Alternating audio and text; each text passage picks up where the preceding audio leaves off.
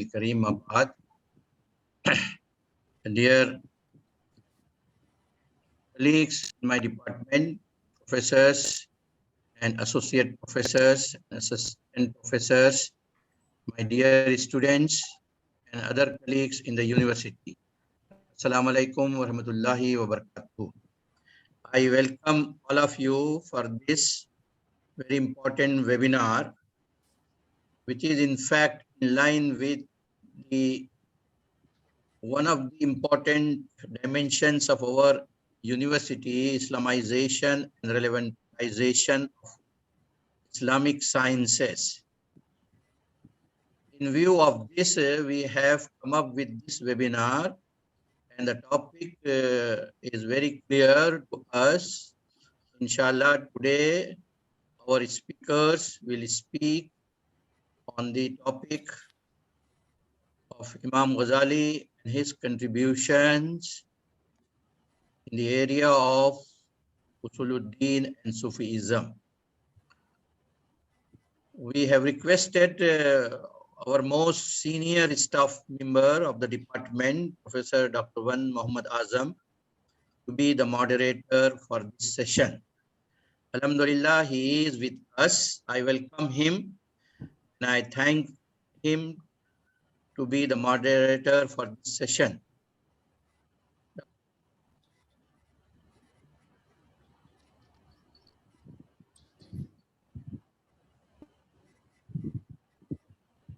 Sorry, Dr. Prof.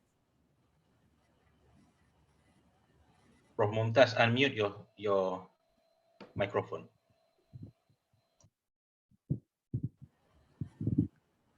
Okay. Auzubillahi minasyaitanir rajim. Bismillahirrahmanirrahim. Nahmaduhu wa nusalli ala rasulihil karim. Mabad. Dear professors, associate professors of my department and other colleagues from the university, Assalamu alaikum wa rahmatullahi wa barakatuhu. Once again, I welcome all of you for this important webinar organized by the Department of Usuluddin and Comparative Religion. I have requested 4 members of our department to be the part of this very important webinar. I have requested Professor Dr. Azam to be the moderator of this session. Dr. Azam is very senior member of our department as well as the university, as I remember. He is the chief editor of our journal, Al-Ittikhan of the Department of Usuluddin and Comparative Religion. He is experts in many areas. He is experts of the classical Islamic thought, Islamic sciences, medieval and even modern. He is considered experts in the study of Islamic studies in ASEAN countries, especially in Malaysia and Indonesia. So most of us are already familiar with him. We have other 3 speakers who will speak, and inshallah Dr. Azam will introduce them to you. Now I invite Dr. Azam to take the mic and run the show for our today's webinar. Dr. Azam, please, the mic is now up to you. Thank you very much. Assalamu alaikum. Bismillahirrahmanirrahim. Thank you, Mr. Chairman, Prof. Mumtaz, for giving me this opportunity to facilitate or moderate this webinar. The Honorable Dean, Prof. Shukran, the Deputy Dean, Dr. Haslina, Dr. Noor, and the head of the department, Dr. Surya, the colleagues, all the students here and the participants. Assalamu alaikum wa rahmatullahi wa barakatuh. Today we are going to discuss, and the panelists will present their presentation regarding a topic, a very important topic, that is relevantization of Imam Al-Ghazali's contribution to Usuluddin and Sufism. Relevantization here become key keywords because our kuliah also right now seems to use the word relevantization. And but for Imam Ghazali, I think it is not perfect if we just say relevantization. We should also put, this is only my opinion, relevantization and integration. So that is the topic today, relevantization of Imam Al-Ghazali's contribution to Usuluddin and Sufism. The presenters will be given 20 minutes each, and we will make the question and answers after all the presenters present their ideas and their PowerPoint presentation, I think. For the introduction, I will give a little bit introduction about Ghazali, very short. This Al-Ghazali, we have two Al-Ghazali actually. One is the elder brothers, Abu Hamid Al-Ghazali, and then the younger brothers, Majiduddin Ahmad Al-Ghazali. Sometimes people confuse these two figures because they are both Sufis, but Abu Hamid Al-Ghazali inclined toward the Sunni Ash'arite Sufisms, and the other one is also Sunni, but the inclination is towards mystical, something like that. So this is our discussion today will be the first one, Abu Hamid Muhammad Al-Ghazali, not Ahmad Al-Ghazali. And their life, they were both studied in one place. And then after the father's death, both of them were confided to one Sufi, and then they were brought up and were educated in this place until they become the professors. Both of them become the professors in Nizamiya College. And after that, they have their own inclinations. We will focus on Abu Hamid Al-Ghazali, and the presenter will be given 20 minutes each, and when the time near to the end, I will interrupt a little bit, a mild interruption. So the first presenter will be Dr. Mega, continued by Dr. Abdul Salam, and the final one will be the youngest among us, Dr. Ayman Al-Akiti. So without further ado, I will call upon Dr. Mega to talk about, or she has already prepared the PowerPoint presentation about this, but not more than 20 minutes. Okay, please welcome Dr. Megawati. All right. Bismillahirrahmanirrahim. Assalamualaikum warahmatullahi wabarakatuh. Thank you very much, Prof. Mumtaz, for organizing this very important webinar. I also thank Associate Professor Dr. Wan Azam, who's the moderator for today's session, and my fellow speakers, Professor Dr. Abdul Salam and Dr. Ayman Al-Akiti. I also would like to welcome all my colleagues and the participants for this webinar. Right.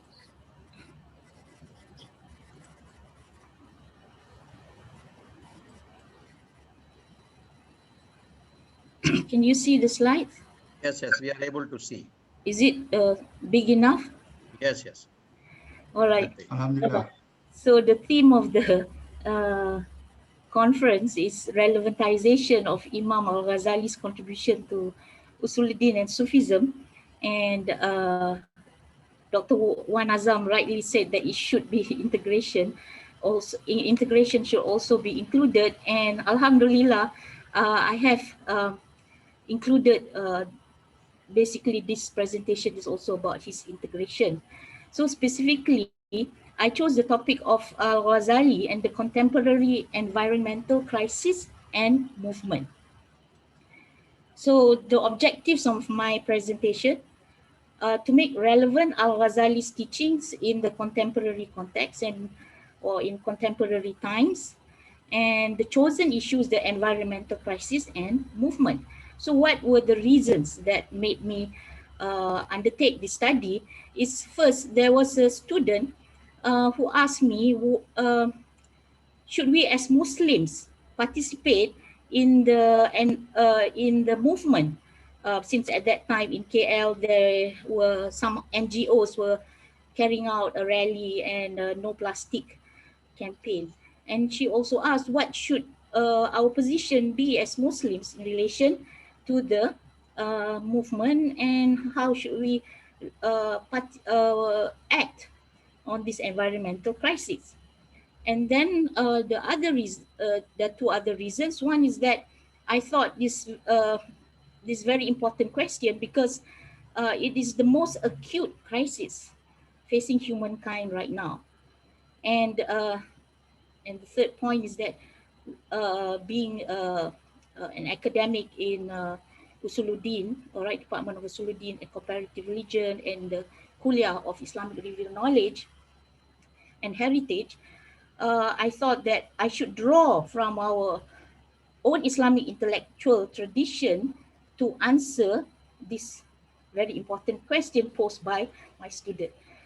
So I decided on the best of Muslim minds and the most versatile and encyclopedic, all right, Muslim scholar to answer this question.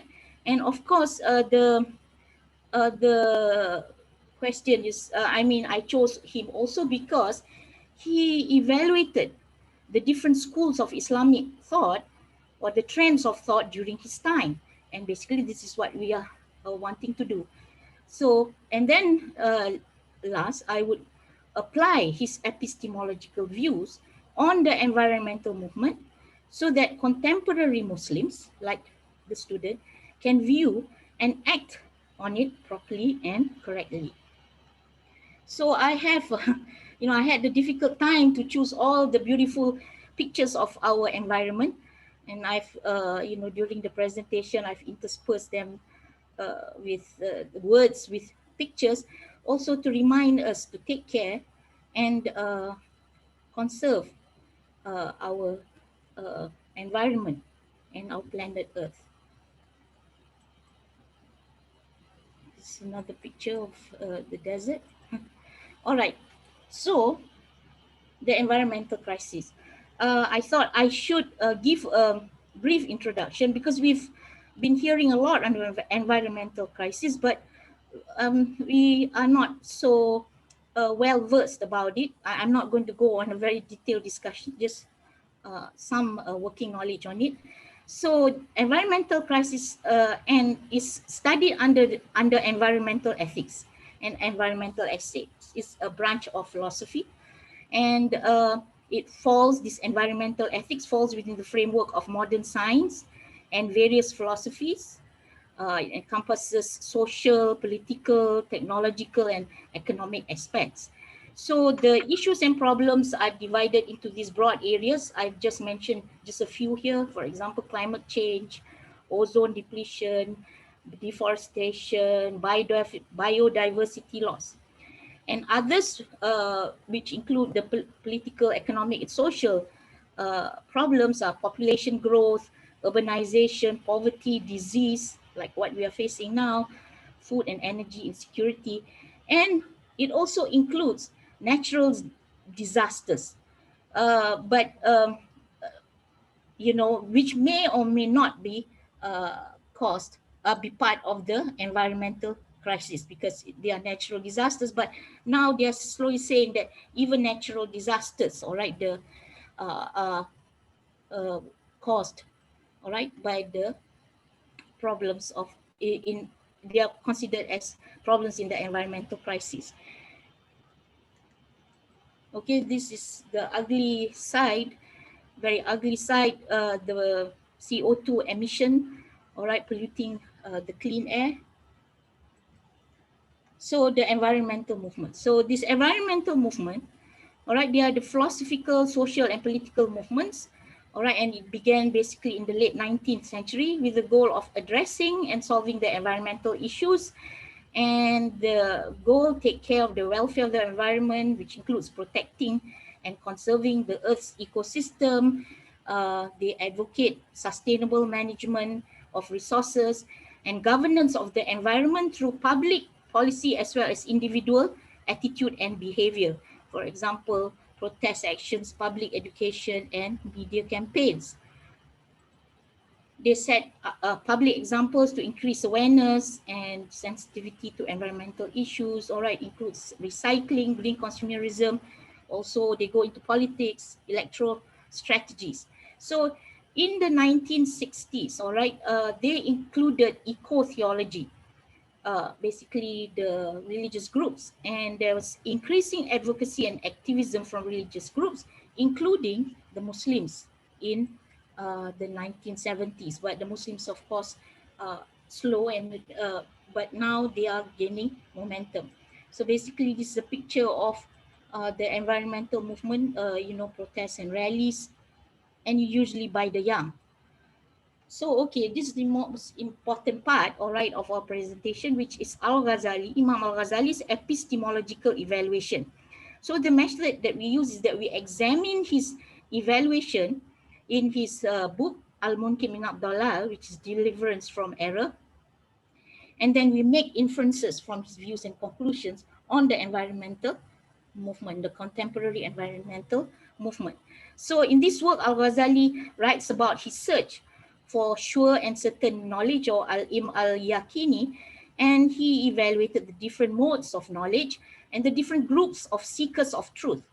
They were the mutakallimun, the batiniyah, and or the ta'limis, the falasifa, and the Sufis.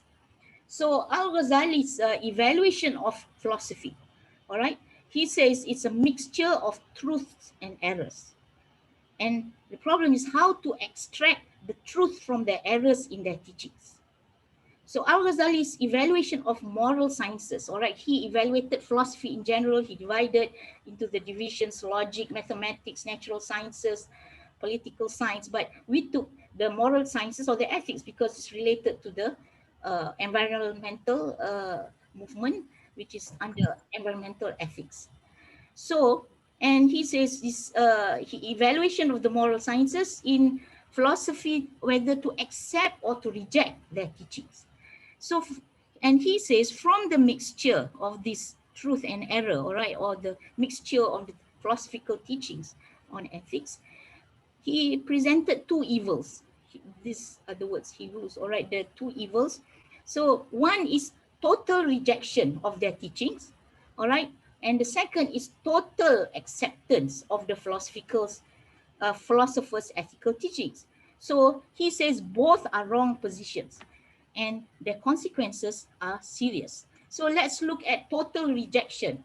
All right, he says the philosophers' ethical teachings are erroneous. These are the people who accepted, who totally rejected the philosophers' teachings because they say it's erroneous since the philosophers are erroneous, making errors in other matters.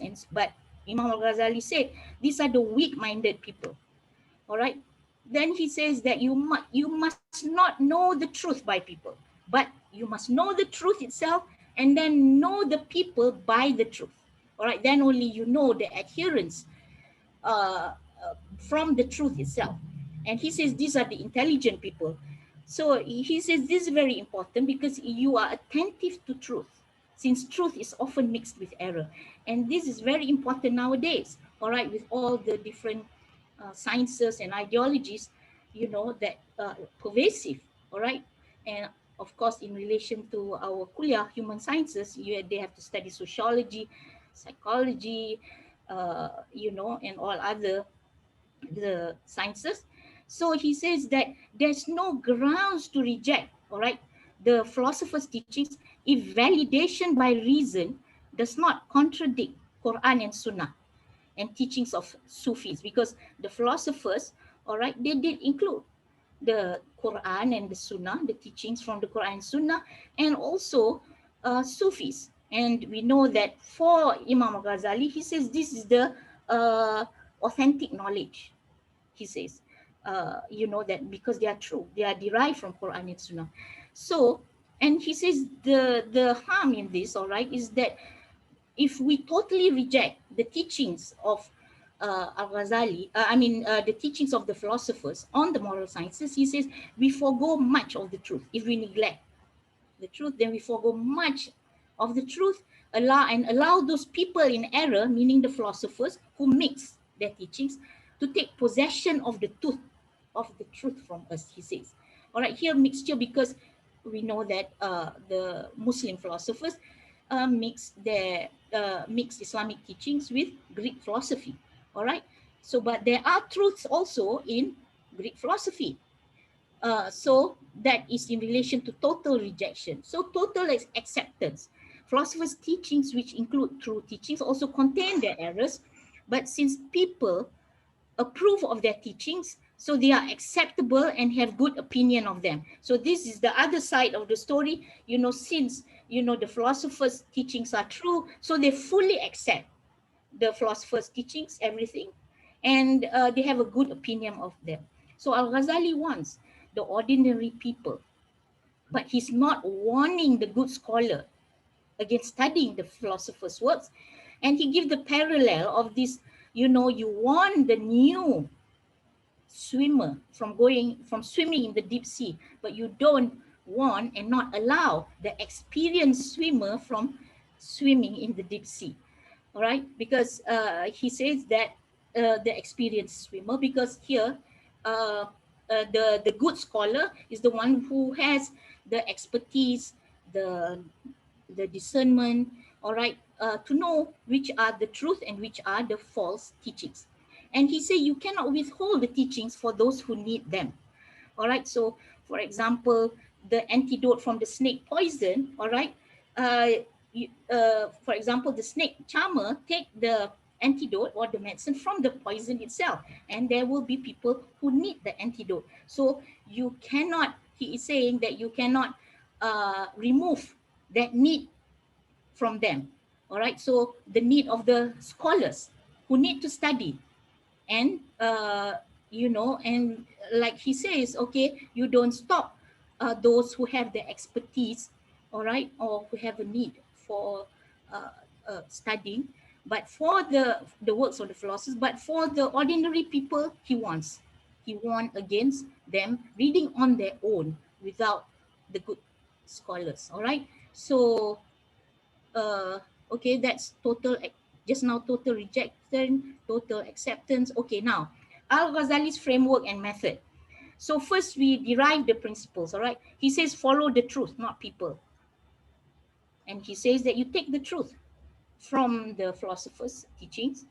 And then he says truth is always mixed with error. And he gives the example in nature, gold is always found together with dirt. So, and he says proximity of the truth, that means closeness of the truth to the false, does not make the true false, and vice versa. All right. Truth is to be derived from the Quran and Sunnah.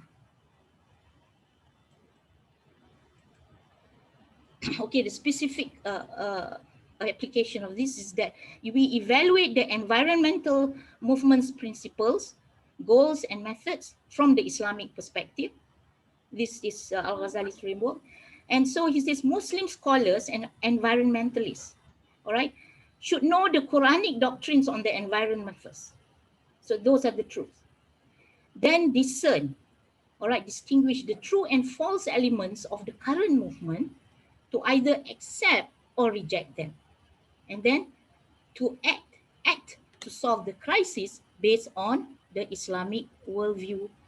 All right, so I just put this beautiful calligraphy from Surah Al-Isra, ayah 44. Wa in min shay'in illa yusabbihu bihamdi. All right, a very important principle in Islamic view of nature and the environment. So the Quranic teachings of the environment are metaphysical, all right, grounded in relation to God, the cosmos, and the human beings, and the relationship between the three. So therefore, it's spiritual and religious, and this is based on, of course, the central core of Islamic teaching, Tawheed. And then the verse that we mentioned just now, the purpose of all creation, all right, is to praise God.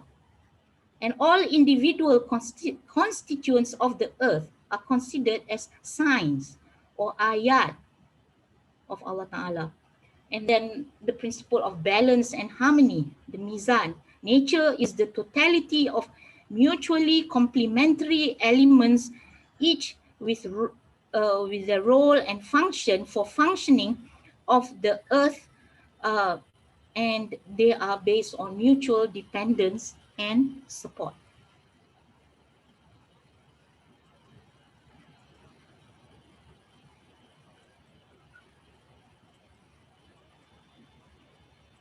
All right, then we next go to the philosophy of the environmental movement and cause of the crisis. All right, I put this here so that we can compare with the Islamic view. Because the movement, all right, is based on a philosophy and on a worldview. They are just not doing it, randomly. So the contemporary environmental movement is based on the modern scientific worldview. And this I derive from Syed Hussein Nar's works, because he's one of the pioneers, all right, of the Islamic environmental movement. But of course, he, as a scholar, all right, he doesn't go into the movement, but setting out the philosophy of it and against how it is against the modern scientific worldview of the contemporary environmental movement, which is desacralization of nature. All right, because they do not look at nature in relation to God. All right, and secularization of knowledge. So it considers the universe as occupying only the physical and material level of reality without any relation to higher order of reality. And of course, the cause of the environmental crisis, according to him, is worldview of modern science, which believes in dominating nature to achieve human and economic progress as an end in itself. So the result is disequilibrium between human beings and nature as a result of the destruction of the harmony between human beings and Allah Ta'ala and God. So now the application to the contemporary environmental movement. So we apply inferences taken from Al-Ghazali's views on the philosophical ethics, all right, to the environmental movement. So he's based on acceptance. We say Muslims can accept the contemporary movement's goals, since they are to solve the environmental crisis and human problems related to it. Muslims can study and benefit from Western environmental studies, which are more advanced.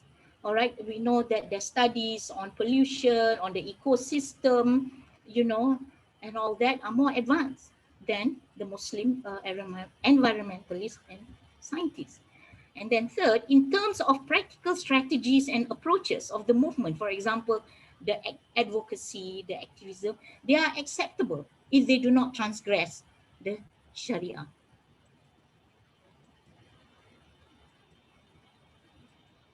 Then the view is the inference from rejection. So in terms of worldview and philosophy of the movement, we adhere to our own metaphysical and religious teachings of the environment. So we reject the movement's philosophy because it's based on the worldview of modern science, which is not holistic. All right. Because the worldview of modern science, all right, is the cause of the environmental crisis. And they are trying to solve the environmental problems just looking at the effects, not the deep-rooted causes. So according to the Islamic environmental ethics, solution is in the revival of spirituality and religious faith. So it relates to the question of human nature and existence itself. So, but for the contemporary movement, environmental problems are not only physical manifestations of the causes, which are from political, economic, and social dimensions, and therefore you solve them accordingly based on the different dimensions.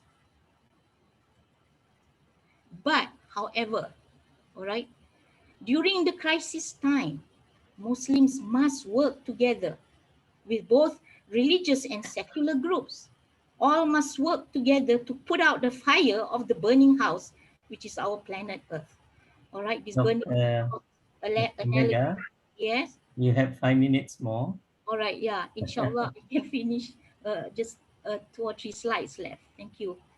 All right, so we must burn out. So when during this kind of crisis time, you cannot say, are you Muslim? Okay, you can go and pour the water and put out the fire. Are you Muslim? No, I'm atheist. No, you can't. You know, you can, what you call, pour the water and put out the fire. All of us must work together.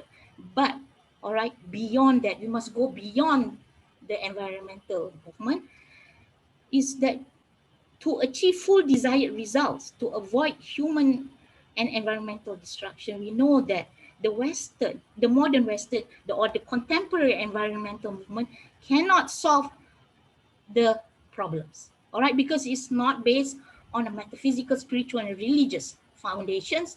So we have now this, the Islamic eco-theology movement, you know, gaining momentum, and the movement, just to give some information, our own Islamic ecology movement, it comprises of Islamic ecological philosophy, which is not fully developed, which we should, all right, including IIU students, develop this branch of science, Sharia-based environmental laws, and Islamic environmental activism. And then also we have our own conception of Islamic environmental ethics, and can be based on variety, which is based on variety of Quranic principles that are interpretation in an ecological way, and a body of hadith, all right, which makes conserving nature and creation as one of a Muslim's most important obligation, all right, that will surely, all right, inshallah, solve the problem, not just at the various levels of physical and material reality. So now I'm saying Al-Ghazali is still relevant. But at first I put still, then I changed, I cancel. I said Al-Ghazali is indeed relevant, because if I put still means that there will be a time when he is not relevant, because still relevant. But now I say he is indeed relevant. All right, and in the course of my study, I realized that this framework can be used. All right, we can apply the same framework and method to other ideologies such as feminism, nationalism, multiculturalism, and the human rights movement, for example. And basically, these are the steps which I use for this, for studying the environmental crisis and movement. First, knowledge of the truths in Islamic perspective. Knowledge of the modern worldview, because which we are studying in human sciences, of the modern worldview. The kulliyah cannot cancel out Islamization. That is the crux, all right, and the goal and the vision of the kulliyah. Then we decide acceptance or rejection of the ideology. Which are we going to accept? Freud philosophy, psychology, the theory of Freud. All right, are we going to accept Max Weber? Are we going to accept Karl Marx? Or which of the teachings of the other philosophers, the Western scholars which we study in human sciences, are we to accept or reject? And then action. All right, we are not just in the clouds. We act according to the worldview and of course the Sharia. All right, so I just want, I end up with this because before I had a professor who is encouraging us to study on contemporary thought, contemporary scholars. At that time already I was interested in the classical scholars, and he says to me, leave these scholars peacefully in their graves, he says. You study contemporary scholars.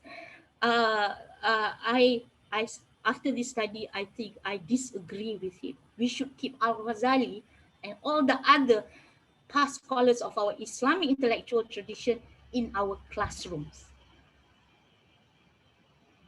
All right, Okay. that's the end. Wallahu alam. Thank you. Can you close your? Okay, thank you. All right.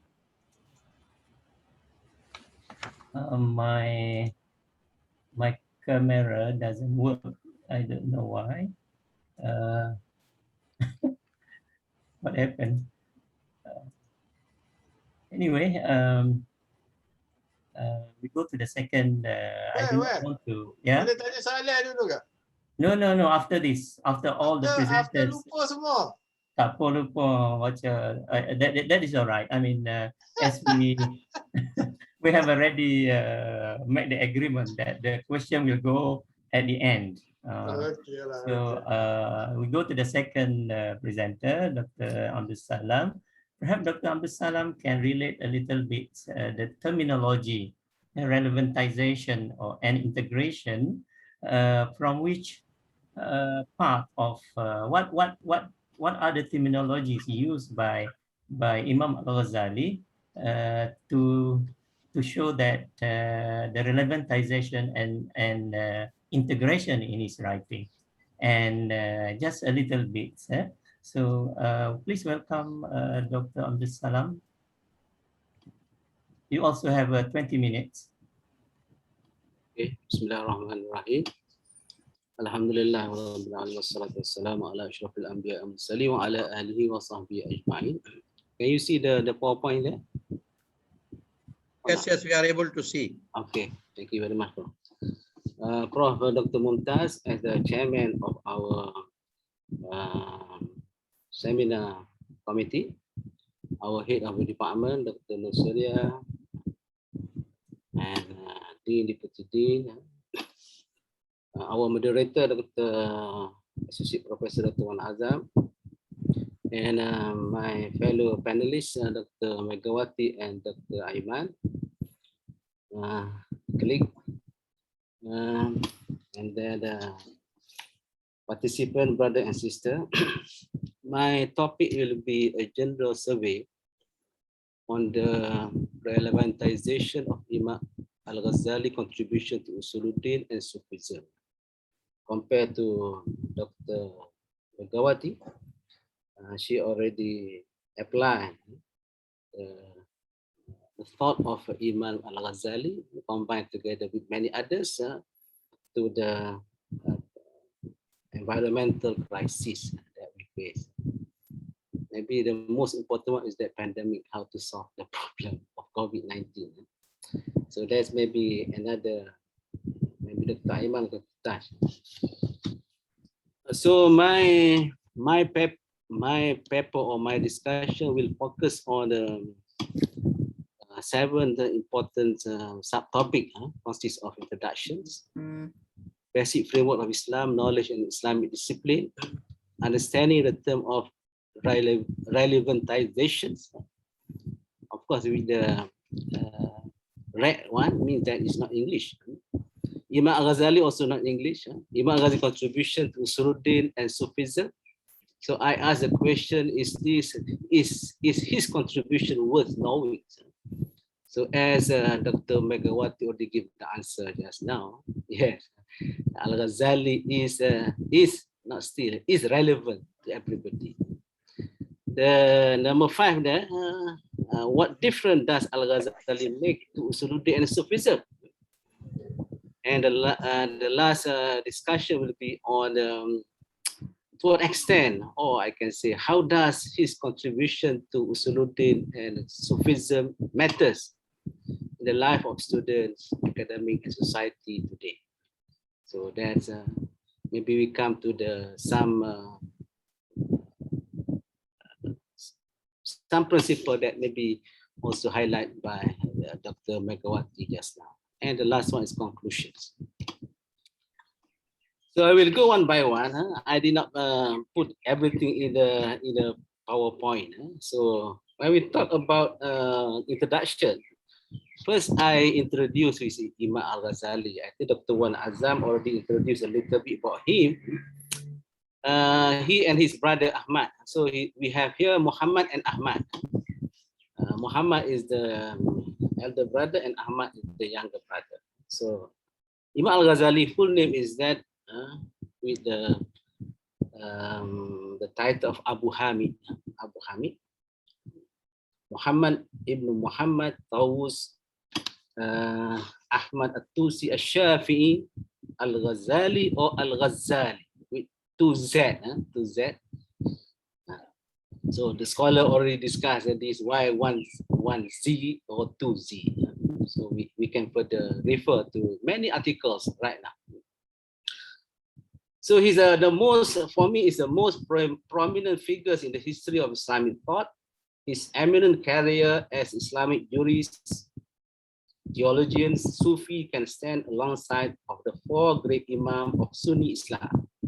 That is Imam Abu Hanifa, Imam Malik, Imam Shafi'i, Imam Ahmad bin Hanbal. He got a various designations such as Al-Imam, the great Imam, Hujjatul Islam, the proof of Islam, Zainuddin, the ornaments of religion, and Al-Mujaddid. And I also read a few articles. For example, we have Dr. Rosmizi from Usul mentioned a few others title that was given to Imam Al-Ghazali. For example, the brother to Dr. Aiman gave the name of Islam who Nashir Halgadul, the great eagles of Islam. So this is a new designation to Imam Al-Ghazali, and also Dr. Angelicus, the angelic doctor, Beside the old title for him, Sharaf Al-Aimah, that is the nobility of the leading scholars. So that's the title in actual fact represent the importance of Imam Al-Ghazali. I did publish a long time ago in 2003 one article on Al-Ghazali and his aim Al-Munkis min Ad-Dalal 2003. After that, because my master on Al-Ghazali and Al-Munkis min Ad-Dalal, after 10 years published the one article in Islamic Quarterly long time ago. After that, a few articles in Malay on Al-Ghazali. But when we refer to the PhDs, thesis on Al-Ghazali, because during my time, people say, "Oh, Al-Ghazali," as Dr. Megawati said, "No, we don't need to study more about him." So during that time, Dr. Ismail Abdullah did his PhD on the influence of Imam Al-Juwayni on Al-Ghazali. So I moved from Al-Ghazali to Al-Shafi. So when we study right now in 2021, still we have a PhD thesis on Imam Al-Ghazali that show the importance of this scholar, not just in the Muslim world, but also in the Western world. The Western world seem appreciate Al-Ghazali more right now compared to the Muslim, because we see that we try to find some weakness of Imam Al-Ghazali. Thus, our webinar today on the relevantization of Imam Al-Ghazali contribution to Usuluddin and Sufism is timely event. I would like to thank the organizing committee for inviting me to become to give the opportunity to become the panelist for today's talk on Imam Al-Ghazali. As far as the second one, I think everybody already know in actual fact what is the basic framework of Islam. That Islam is the religion that revealed by Allah Subhanahu wa Taala to the Prophet Muhammad Sallallahu Alaihi Wasallam, with the basic foundation of two testimony, La ilaha illallah Muhammad Rasulullah, and then we have the hadith of Jibril regarding Islam, Iman, and Ihsan. Then after that we have the developments of the knowledge into Aqidah, Sharia, and Akhlaq.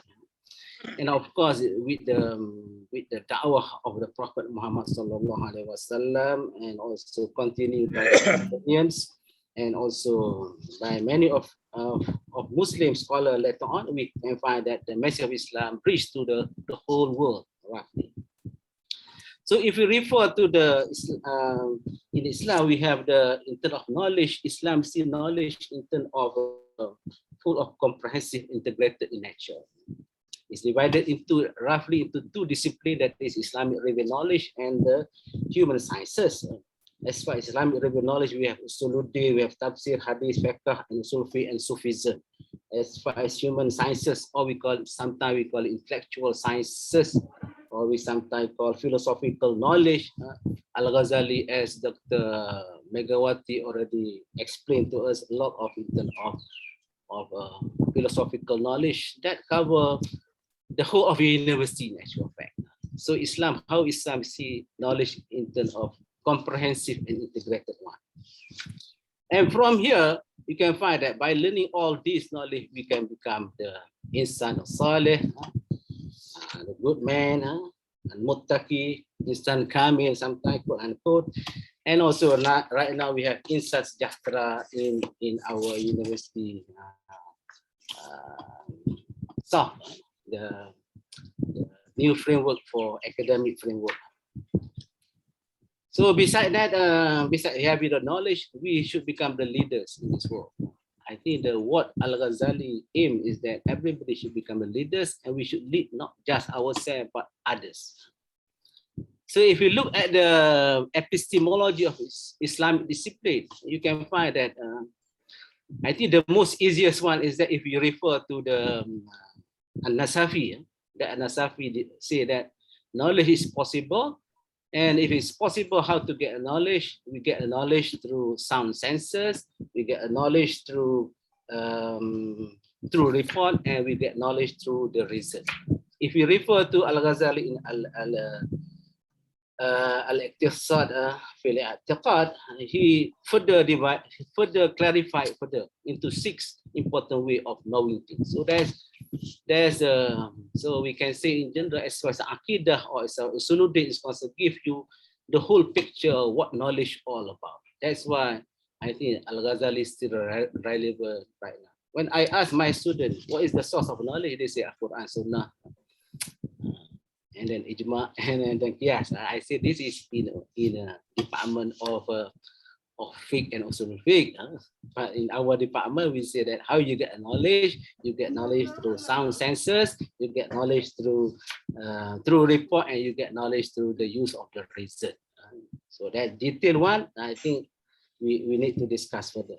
As far as Dr. Wan said, that the term of relevantization is already said by Prof.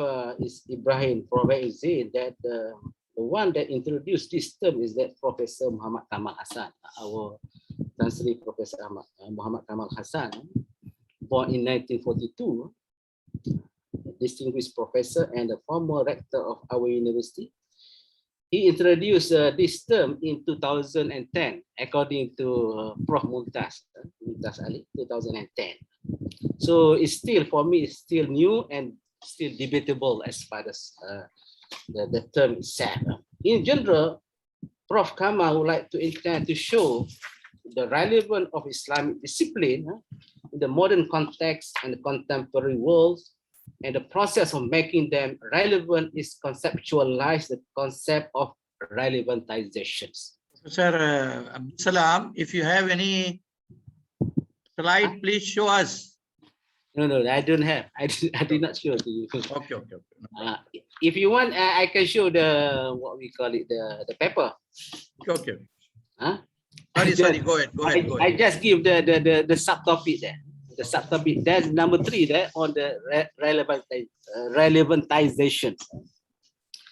So if we see Prof. Kamal, what in his word, his specific word, he says, realization is seen as the academic and intellectual effort of re-examination and re-evaluation of classical and ancient Islamic work, treatise or manuscript, with the aim of highlighting their relevance, usefulness, and otherwise novelty and uniqueness. And he go on further that that this method of teaching, studying, assessments, and student-teacher communication can be also modernized in the spirit of relevantization through e-learnings and the use of ICT. I think we apply right now, the class or in the Google Meet, in the computer, and so on. Alhamdulillah, I think everything is recorded, so students can refer again and again of our talks. In actual fact, there's many things that I want to highlight on relevantization, but maybe the time is not with us. But I found out how Al-Ghazali, in terms of making it relevant, we have, I see here, a process to make Al-Ghazali contribution is relevant. It is by connecting and relating or linking Al-Ghazali contribution to something else. For example, we have the study by Hajam in 2020 in the article in promoting Islamic moderate thought in Indonesia. And then we have Ibrahim Khalil on in the search of knowledge in the modern world. We have Wartini in 2015 in the educating children character in Indonesia. And we have a book written, edited by Tamir and Griffith in 2015 and 2016 on Islam and rationality, and Griffith on 2016 on reason and revelations. Having briefly deal with the topic, lead us to the following question that I asked in number 4, and number 5, and number 6. That is Al-Ghazali contribution to Usuluddin and Sufism worth knowing? What the difference does Al-Ghazali contribution to Usuluddin and Sufism, and then how how does Al-Ghazali contribution to Usuluddin and Sufism matters in the life of our students, academics, and society today? So if you refer to his contribution, I think a lot of things that we can study from the beginning in the field of fiqh and usul fiqh, in the field of fatwa, the aqidah, in the field of the most important one, as highlighted by Dr. Megawati just now, is that the book on Al-Munqis min al-Dalal, because this is give you a summary what the thought of Imam Al-Ghazali in whatever discipline that we have. I think, and then of course, Ihya Ulumuddin is very important one. And then in the field of Aqidah, we have in the Ihya Ulumuddin itself, Kitabul Aqaid, we have discussion of Al-Ghazali on the Kalimah La ilaha illallah Muhammad Rasulullah. And then after that, we have also Risalah Al-Qudsiyah, also in Ihya Ulumuddin, talking about 40 principles of Aqidah, 40 principles of Aqidah, covering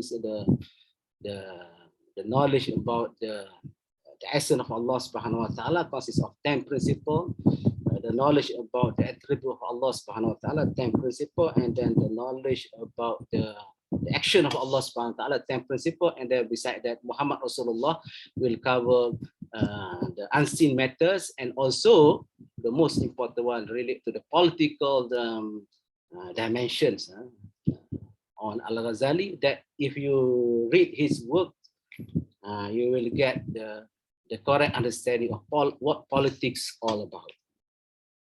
So that's in general, because I did not read the paper.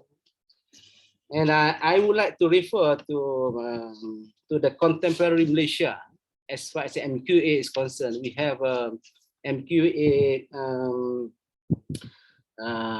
program for Islamic study under 2 important domains, that is Usuluddin and Sharia. For Usuluddin, MQA, or Malaysian's Qualification Agency, in 2012 mentioned about Aqidah, Tawheed and Kalam, Quranic studies, Hadith study, Akhlaq, Da'wah, and Islamic thought and philosophy. And the last one is comparative religion. 7 subdomain under Usuluddin that as far as our department is concerned, we in actual fact taught these at least 5 important subdomain on Aqidah, on Akhlaq, on Da'wah, on Islamic thought and philosophy, and on comparative religion. In this case, the contribution of Imam Al-Ghazali in all this field is well received by the Muslim scholars, and of course by the department that I found in our course online. Many course online refer to Imam Al-Ghazali. What difference that Al-Ghazali make to Usuluddin and Sufism? As I just quote from Gerhard Bowering. He said that Al-Ghazali writing on Islamic theology signal a significant stage of development for its rational methodology, because he used the Aristotelian syllogisms and systematically apply it to theological thought. Al-Ghazali influence on theological method noted in Ibn Khaldun, he said. So Ibn Khaldun also referred to Al-Qisad fi I'tiqad, the most important one for if you want to study the highest level for Islamic Aqidah is Al-Iqtisad, in my understanding, beside the Kalimah of Shahada, and then the 40 principle of Aqidah, the highest one, as Imam Al-Ghazali says, is Al-Iqtisad fi I'tiqad. And Al-Ghazali say, if you finish all of these, you don't need to study more about the Aqidah. And as far as the Sufism, of course, the most important one, as we already talked about, the monumental Ihya Ulumuddin, written during his year of travel and retreat between his teaching at Baghdad and Nisapur, represent the moderate form of Sufism, one stressing religious knowledge and righteous actions. The work as a whole reflects Al-Ghazali's self-perception as one chosen to revive religion, being the complete guide to Islamic piety, divided into 4 volumes of 10 books each on the Ibadah, Adat, and then Muhlikat, and then Munjiyat, the evil character and the virtues. So that every one of us need to at least well versed with all these books in order to become having an Islamic personality. And then the last one that I want to touch is that regarding Al-Muqis min al-Dalal, that I want to touch on the last part of the books, why Al-Ghazali rahimahullah mentioned about the reason for teaching again after withdrawal from the teaching more than 10 years. So this is relevant for everybody of us. Dr. Salah, you got 2 or 3 minutes more. Okay, 2 or 3 minutes. So we so after more than 10 years of in retreat and seclusion, as Al-Ghazali returned to the teachings, because he see that what happened, the bad thing happened in society, the weakness of Iman, the weakness of the moral, and also the Islamic scholar, Alim, he said that got a problem. So roughly, I can say in general, as far as the relevance of the Imam Al-Ghazali, just to cut short because just a few minutes. On the relevance of Al-Ghazali, I say that the first one is that to have a growth mindset for success instead of the fixed mindset. You can learn it from the life and the experience of Al-Ghazali by reading his book, very important book. The first, if I not mistaken, the autobiographical work written by a Muslim scholar. I think based on this, everybody need to write at least autobiography about Dr. Hisham, Prof. Mumtaz, your struggle, your experience, so we can learn from everybody in this case. I think the Al-Ghazali give us the good example for this. And the number 2 is that to be familiar with the spirit of Islam of combining knowledge and action, as you can see in the science of Tasawwuf, combine together all the or the knowledge of Islam in Tasawwuf. So we have Al-Quran there, As-Sunnah must be there, the Aqidah must be there, the Sharia must be there, Akhlaq must be there. So he summarized in terms of knowledge and actions, and the theory and practice. And number 3 is that to employ Sunni epistemology in knowledge and education, in teaching and learning, and enriching it with relevant material and references, referenced together with the best institutions of learning. So we have in the time of Al-Ghazali, we have Madrasah An-Nizamiyah. So this is very important. Throughout the Muslim world, we have this madrasah, because before that we have the influence of Shia in the Muslim society with the Bani Buai. With the coming of Bani Saljuk, later on, the Muslim Khalifa, the Muslim Sultan at that time changed the society from inclination toward the Shia, toward Ahlul Ta'lim, toward Batiniyah, to become the real Muslim as recognized by the Sunnis. And number 4 and number 5 is that to open to new knowledge and experience from the outside Islamic tradition and the world. As he also know about the Greeks, he also know about others.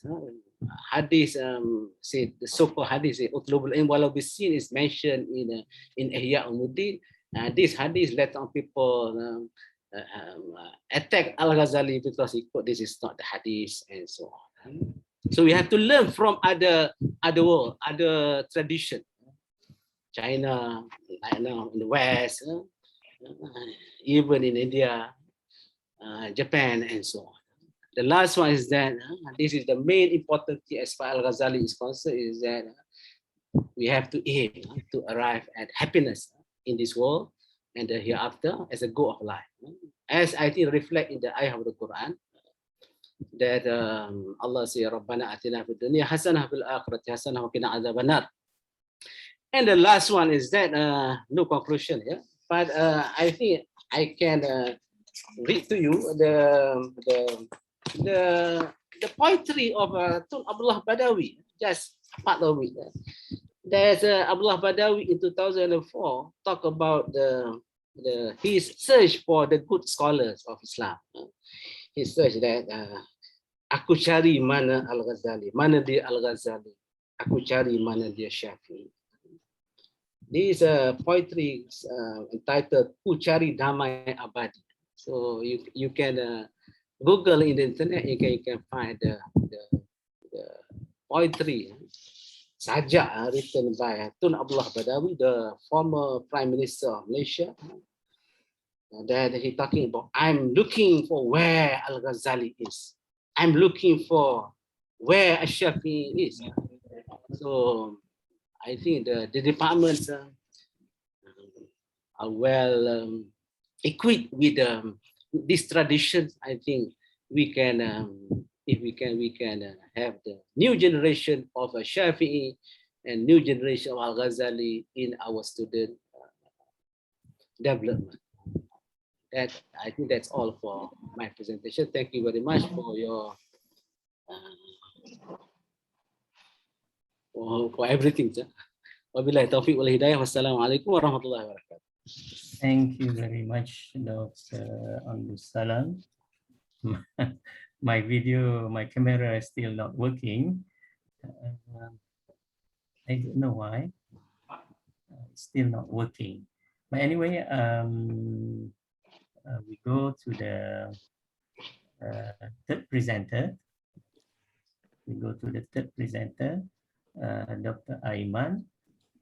Perhaps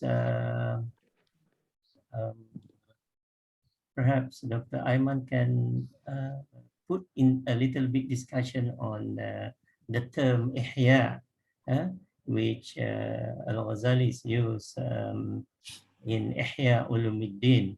Now, of course, the topic for presentation of Dr. Aiman is Al-Madnun. So, yeah, please welcome Dr. Aiman to present his idea. Bismillahirrahmanirrahim. Assalamualaikum warahmatullahi wabarakatuh. Alhamdulillah Rabbil Alamin. Assalatu wassalamu ala ashrafil anbiya'i wal mursalin wa ala alihi wa ashabihi ajma'in. Amma ba'du. To our moderator, Associate Professor Dr. Wan Azam, to our chairman, Professor Mumtaz Ali, to my colleague, panelist, Associate Professor Dr. Abdul Salam, and Dr. Megawati Morris, and to all of our member, Dean, Deputy Dean, our colleagues, and also our friends from other universities. Marhaban bikum. Today my discussion will be on an exploration on Imam Al-Ghazali's Madun Corpus. Maybe those who read this title say that it has nothing to do with relevantization, but I will explain the goal of this chapter or this title with our discussion about Imam Ghazali relevantization, inshallah. Bismillahirrahmanirrahim. So my paper is actually consists on what is Madun Corpus, and then literature review, and then there's a pro and opposition on this corpus, and then the introduction to the Madun Corpus by Imam Al-Ghazali. So first we have to know what is the Madnun Corpus, or we call it Kutub al-Madnun. So the Madnun Corpus is the most controversial theological philosophical curriculum that was attributed to the great Imam Al-Ghazali. So some of the scholars say that these books was not written by Imam Al-Ghazali. So some say that it is basically fabricated, and others. So we will discuss today. So it was said to be the most controversial corpus because of scholars has been debating on its authenticity since the 6th century of Hijrah. So in the Hijrah, the century that Imam Ghazali passed away, some of the scholars in his time basically raised the issue. So its authenticity has been doubted due to excessive Neoplatonic elements in the philosophical discourses that the great Imam himself has refuted in the Neoplatonic idea in his Tahafutul Falasifa. So everybody agrees that he wrote Tahafutul Falasifa, but some people, just because he wrote Tahafutul Falasifa, you have to understand, it doesn't mean that he refute or he reject all Neoplatonic ideas. So this is the whole point of why we are going to discuss on Madnun. So the term Madnun can be translated as restricted, confidential, private, esoteric, and others. So this is what called Madnun. In Arabic, Madnun means something that you kept from others. You try to hide it from others. You have to be stingy with this knowledge and not to spread this knowledge to others. Or the title is Al-Madnun bihi ala ghairi ahli. You don't show these books for those who are not at that level. So that is why we call the Madnun. And then, of course, these studies from the literature review. So I took this study from my brother, Dr. Afifi Al-Akiti from Oxford. He is the first person to do a complete research on this corpus.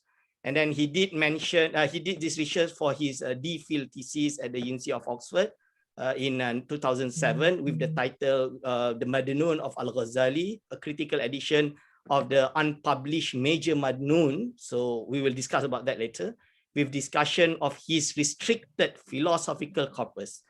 And then it consists of about 3 volumes, very thick. So he also published a few papers within this area, which is the 3 properties of prophethood, and then the good, the bad, and the ugly of Falasifah, Imam Ghazali Madnun, and the discussion on Tahafut and the Maqasid, and also the index to divisions of Imam Ghazali, often cited published work to prove that Madnun is part of Imam Ghazali works. And then his work has been cited by some of the, the specialists in Imam Ghazali in the Western world, such as Alexander Traeger and Frank Griffel and others.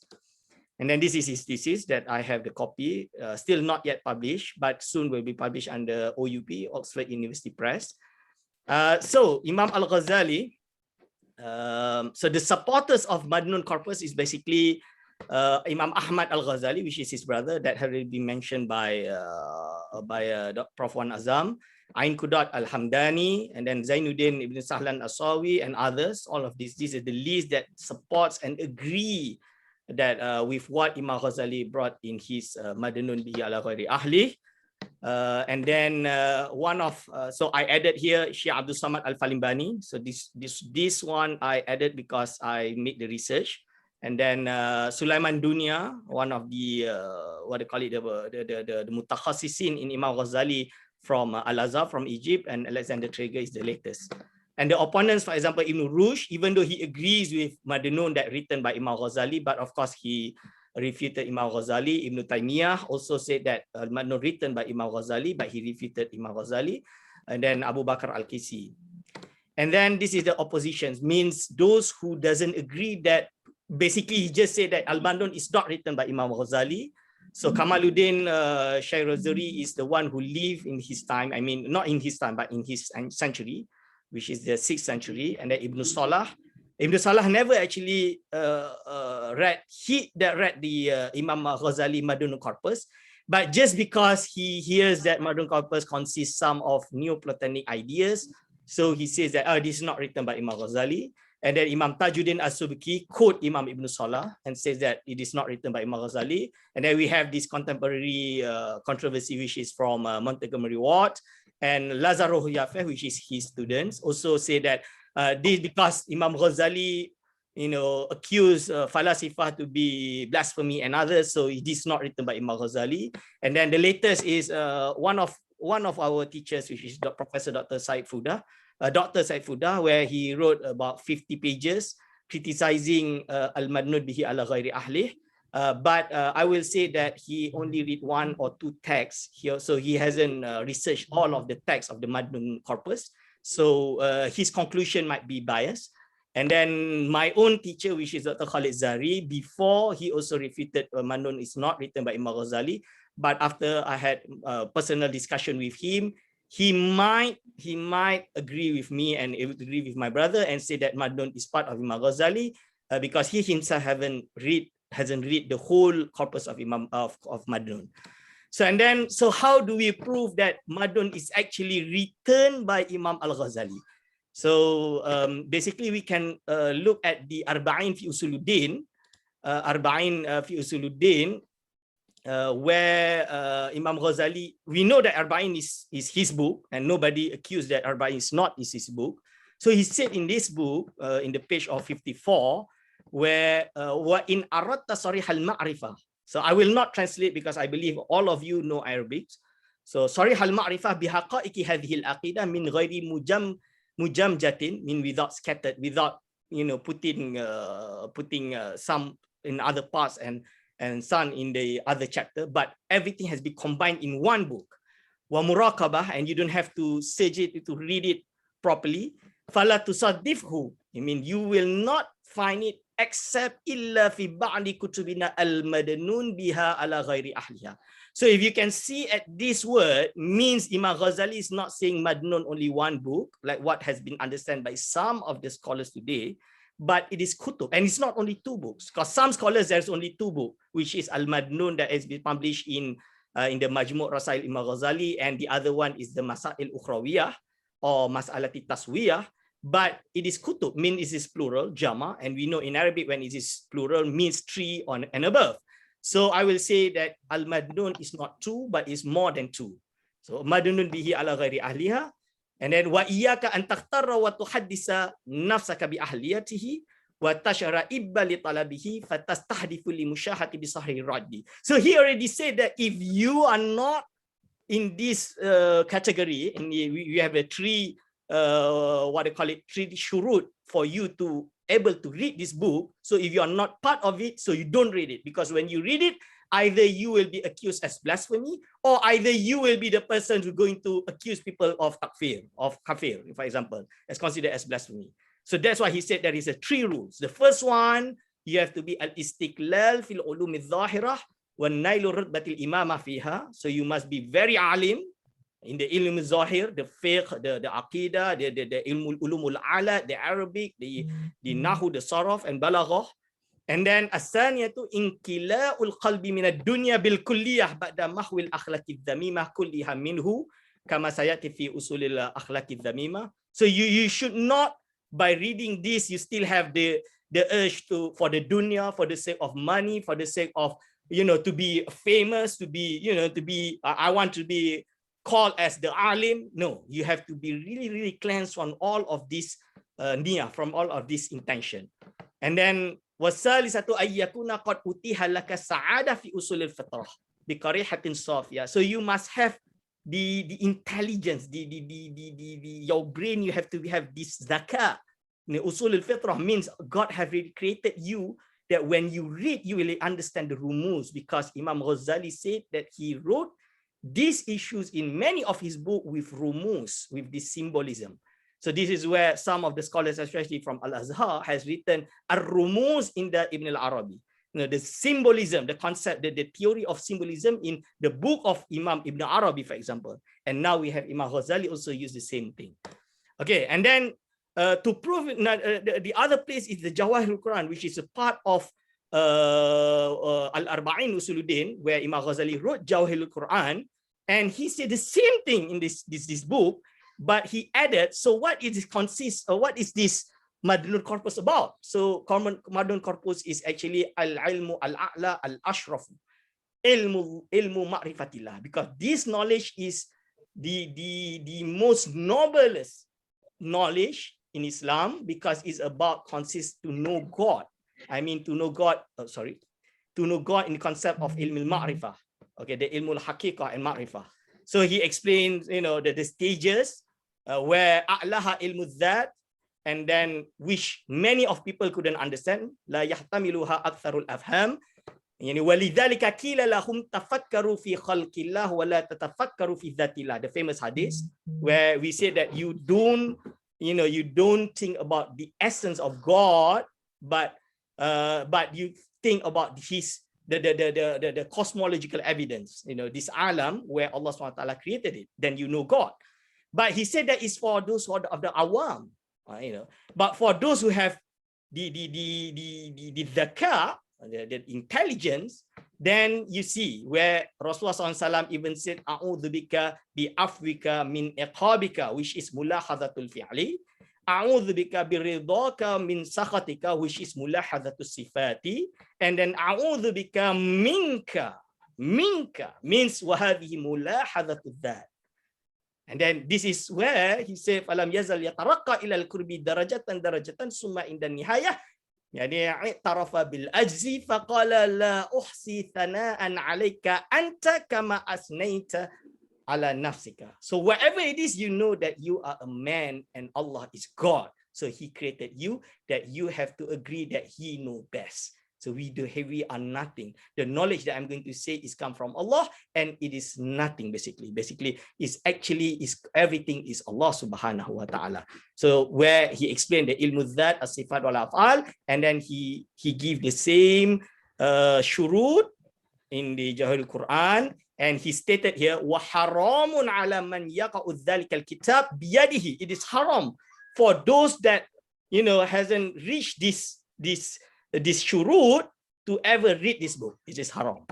So this is where my brother actually found, do in his research, said that there is Al-Madnun Kabir that is unpublished. This is his thesis. And then there is the Ma'arish Al-Qud. So some scholars today, as Sheikh Said Fuda, for example, said that Ma'arish Al-Qud is not written by Imam Al-Ghazali, but I will say it is written by Imam Al-Ghazali. And even Prof. Naqib Al-Atas quote from Ma'arish Al-Qud. And not only that, we have the manuscript and others.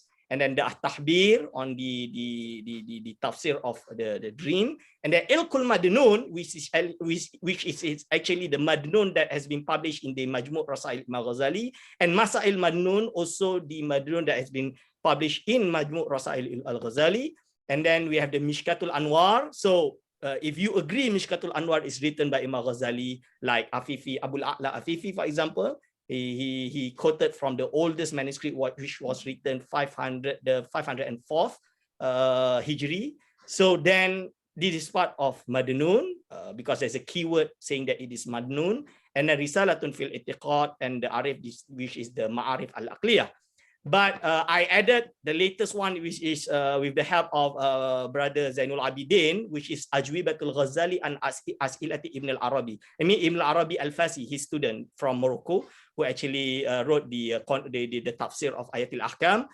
But he also have this manuscript, I mean Ajwiyatul Ghazali, where Imam Ghazali answers his question on the metaphysical issues and some Neoplatonic ideas, where Imam Ghazali answered, and that's why it is considered as Madnun.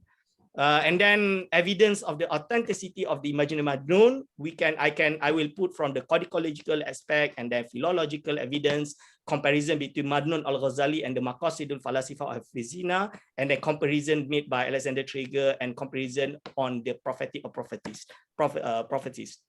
And then we have this is the manuscript, Maragha, founded in Maragha in Iran, where if you look at the page 1 to 62, the title of the book is Kitabul Madnun bihi ala ghairi ahli, Kitabul Madnun bihi ala ghairi ahlihi min tasanifil Ghazali radhiyallahu anhu.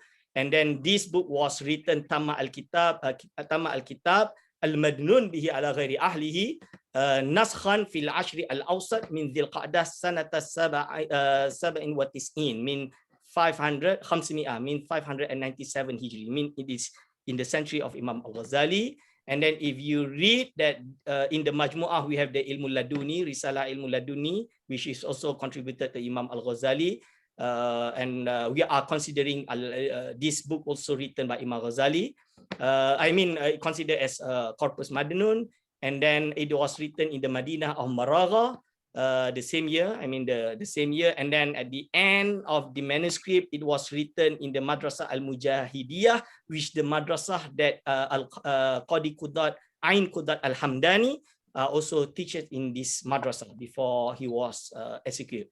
So this proven that this book and this manuscript has the sanad, the teaching from Imam Ghazali to the books that's written by Imam Ghazali and given to Imam Ahmad Al-Ghazali, and Imam Ahmad Al-Ghazali, which is his brother, teach these books, this corpus to Al-Imam Ain Qudat Al-Hamdani, and Hamdani, his copy was copied in this chapter on this Majmu'ah. Okay, and this is from other manuscript from Manchester, that taken from by George William Hamilton of the Bengal Army, where he took this manuscript from India. And then we have the Vienna manuscript, which is written in the year 935, quite late. So this is the manuscript. Okay, you can see the Kitabul Madnun bihi ala ghairi ahli. And then, for example, you can look at Mishkatul Anwar, written in the year 541. And the Madnun, the corpus that being used by my brother, is basically considered the same hot.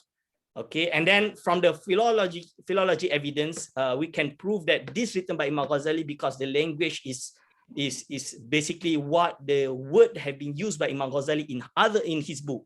For example, like in the Arba'in or in the Jawahirul Quran or even in the Ihya Ulumuddin, where he said that Ashraful Ulum wa huwa ilmu ma'rifatillahi wa ilmul ma'ad. You see, it's from the Arba'in. Wala bi tariqi tahriril kalami wal mujadalah fi tahsini dhalika min muraghatil khusum. So this is not like Tahafutul Falasifah, because Tahafutul Falasifah is about risalah jadaliyah, it's about debate. When you debate, so you debate and you take all the accounts and then you fight and then you give all of the bullets. But now no, kama huwa ghayatul mutakallimin. So this is the mutakallimin. Imam Ghazali said in the Kitabul Ilmi of Ihya that mutakallim, the further that you can go, the far thing that you can go is just about what? It's just about, to make sure that the Ahli Sunnah wal Jama'ah has not been refuted by the deviant teachings and also from the outside of Islam. That is the whole point of mutakallim. But if you want to know the real of knowledge, this is something that ifsha'ul sirri rububiyah kufrun, that we cannot. It is something that you get it with samratun nur, where he said, "Bal dhalika naw'u yakinin wa samratun nurin yakdhifuhu Allahu fi qalbi abadin tuhhira bil mujahadah." The only way is by mujahadah anil khaba'is wal akhlaqil madhmumah, means the tasawwuf, the Sufism. The line of Sufism will reach the ma'rifah. And then he said, "Wa nahnu nadhkuru laka ayyuhal akh as-salih al-fadil." Who is he? Basically, this is Imam Ahmad Al-Ghazali. We can prove it later. في هذا الكتاب يعني ماذا؟ يعني علم المعرفة الله تعالى وصفاته وأفعاله ومعرفة ملائكته إلى آخره. This is what mentioned in the Arba'in Usuluddin.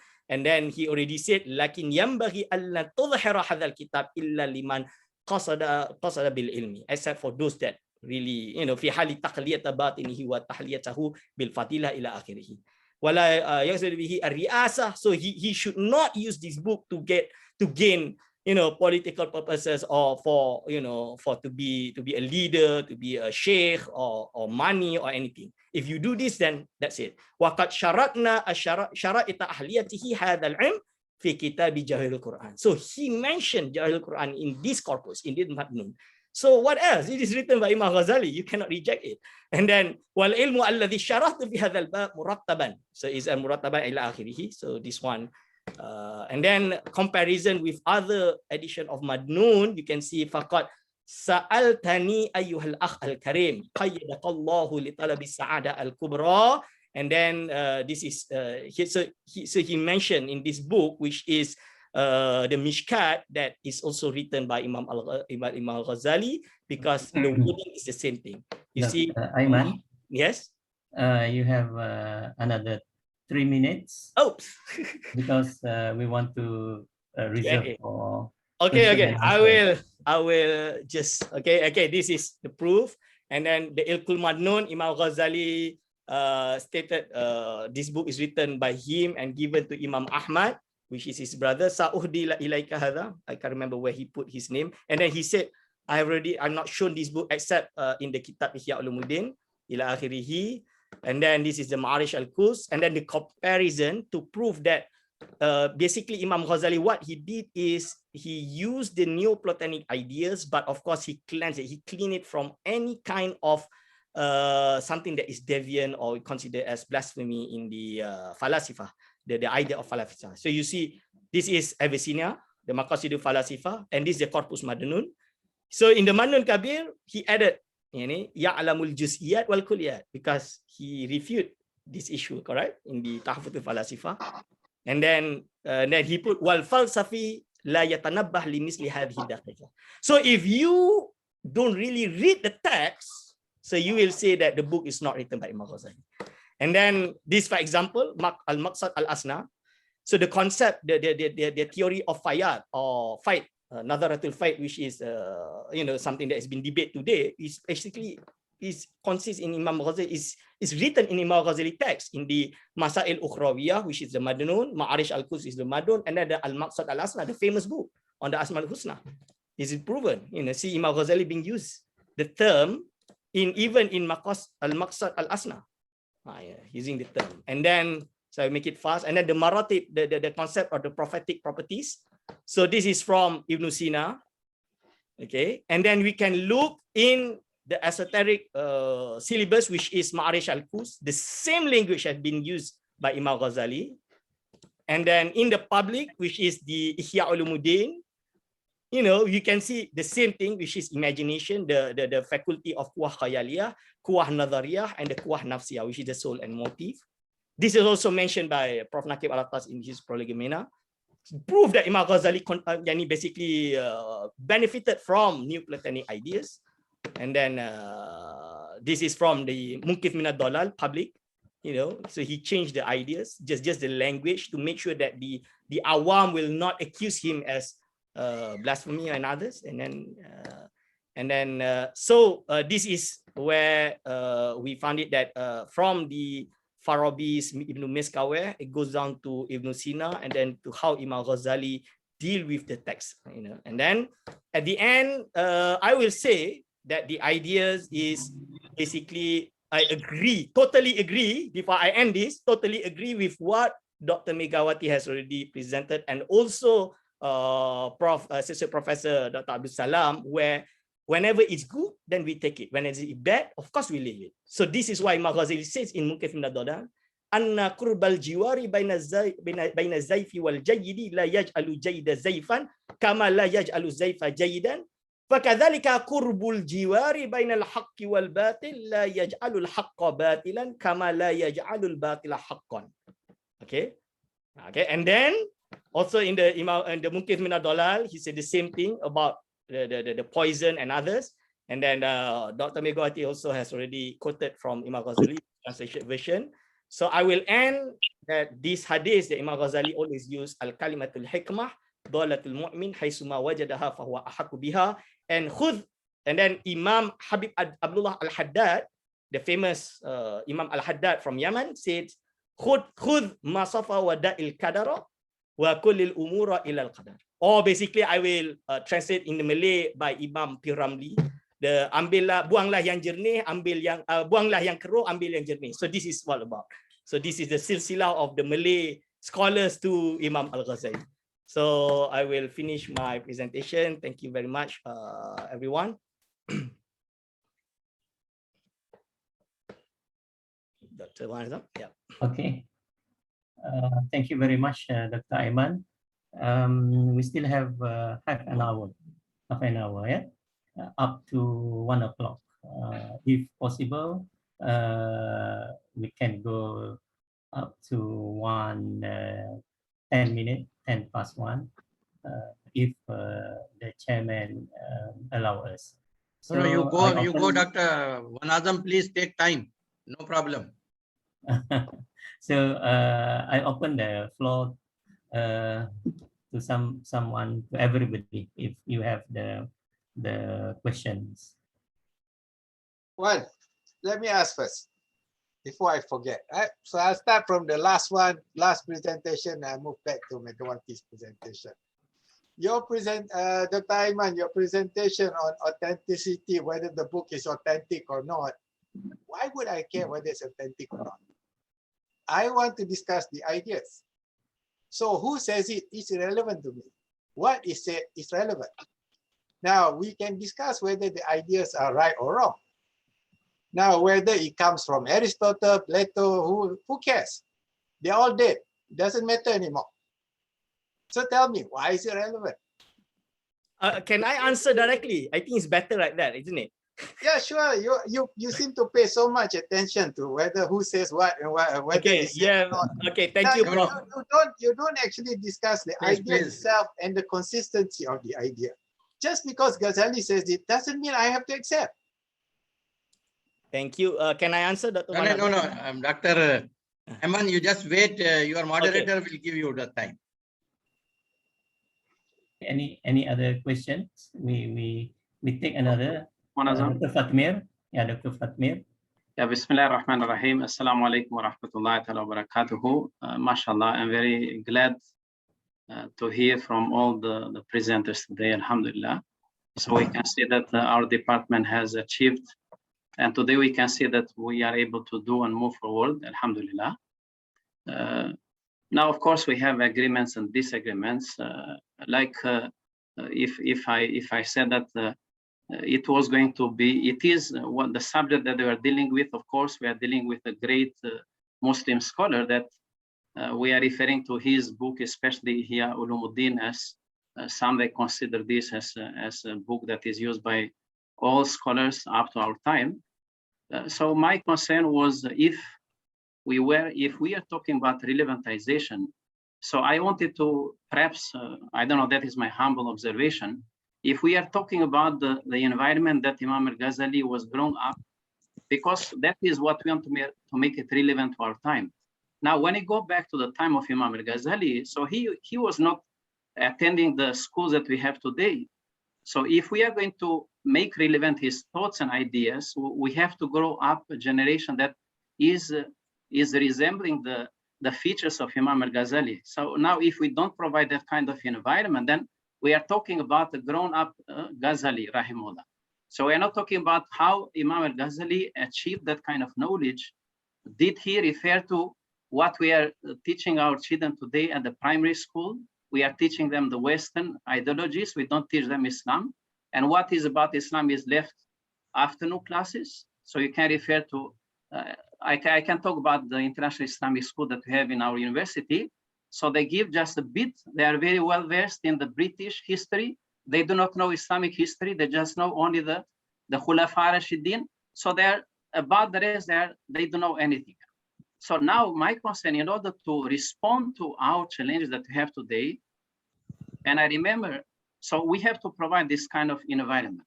Now, Imam Al-Ghazali was grown up in that environment that he was able to respond when he was grown up. The question, brother. Professor, please let me just express myself. As Amesh, we disagree and we agree and disagree, please. Now I wanted to see how to make relevant, how to provide this environment for our students. We are dealing with students. We want to educate our students. So I would like what Dr. Ayman is doing. I mean, I appreciate that, because while dealing with books of Imam Al-Ghazali, so we are learning knowledge. So we want to make this relevant, something that we don't have today.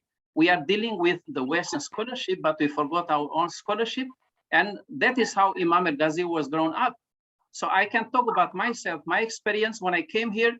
I was grown up, then I started to study Islam. That's why I feel that kind of weakness, something that I lost for almost 20 years, you know.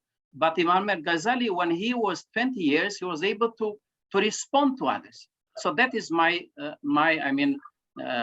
question here. Perhaps I would like all the speakers to respond, how to provide that platform for our students in order to respond. We have people that are talking about sustainable development. They are not well versed in Islam, but they are well versed in sustainable development. That kind of caliber of our students in order to provide answers to the question that are raised by contemporary non-Muslim scholars. Thank you. Dr. Fatme, can you stop there? I see the hand. Dr. Ahmad, we take another one, Dr. Ahmad Al-Muhammadi. Thank you very much, Dr. Azam. I would like to thank the all presenters for a very wonderful point. Maybe any presenters may respond to the question. A lot of people actually have been talking about the Al-Ghazali's contribution in today's world. I would like to ask the presenters, some people would not choose Al-Ghazali. They would choose, for example, Ibn Taymiyyah as the point of reference. If you look at the discourse in Middle East, especially among the Sahwat al-Islamiyah, Gerakan Islam, the Islamic movement, they prefer to refer much more to Ibn Taymiyyah and others. And we are in this Nusantara region, we refer to Al-Ghazali. So my question here is, in facing the onslaught of Western philosophy, for example, postmodernism, liberalism, which one is actually having more power or more, I would say, relevance in terms of responding to those philosophies, whether it is Ibn Taymiyyah or Ibn Ghazali? Shukran. Thank you. Okay. Can we go for the first round answering the questions? We start from Dr. Mega, if you have anything.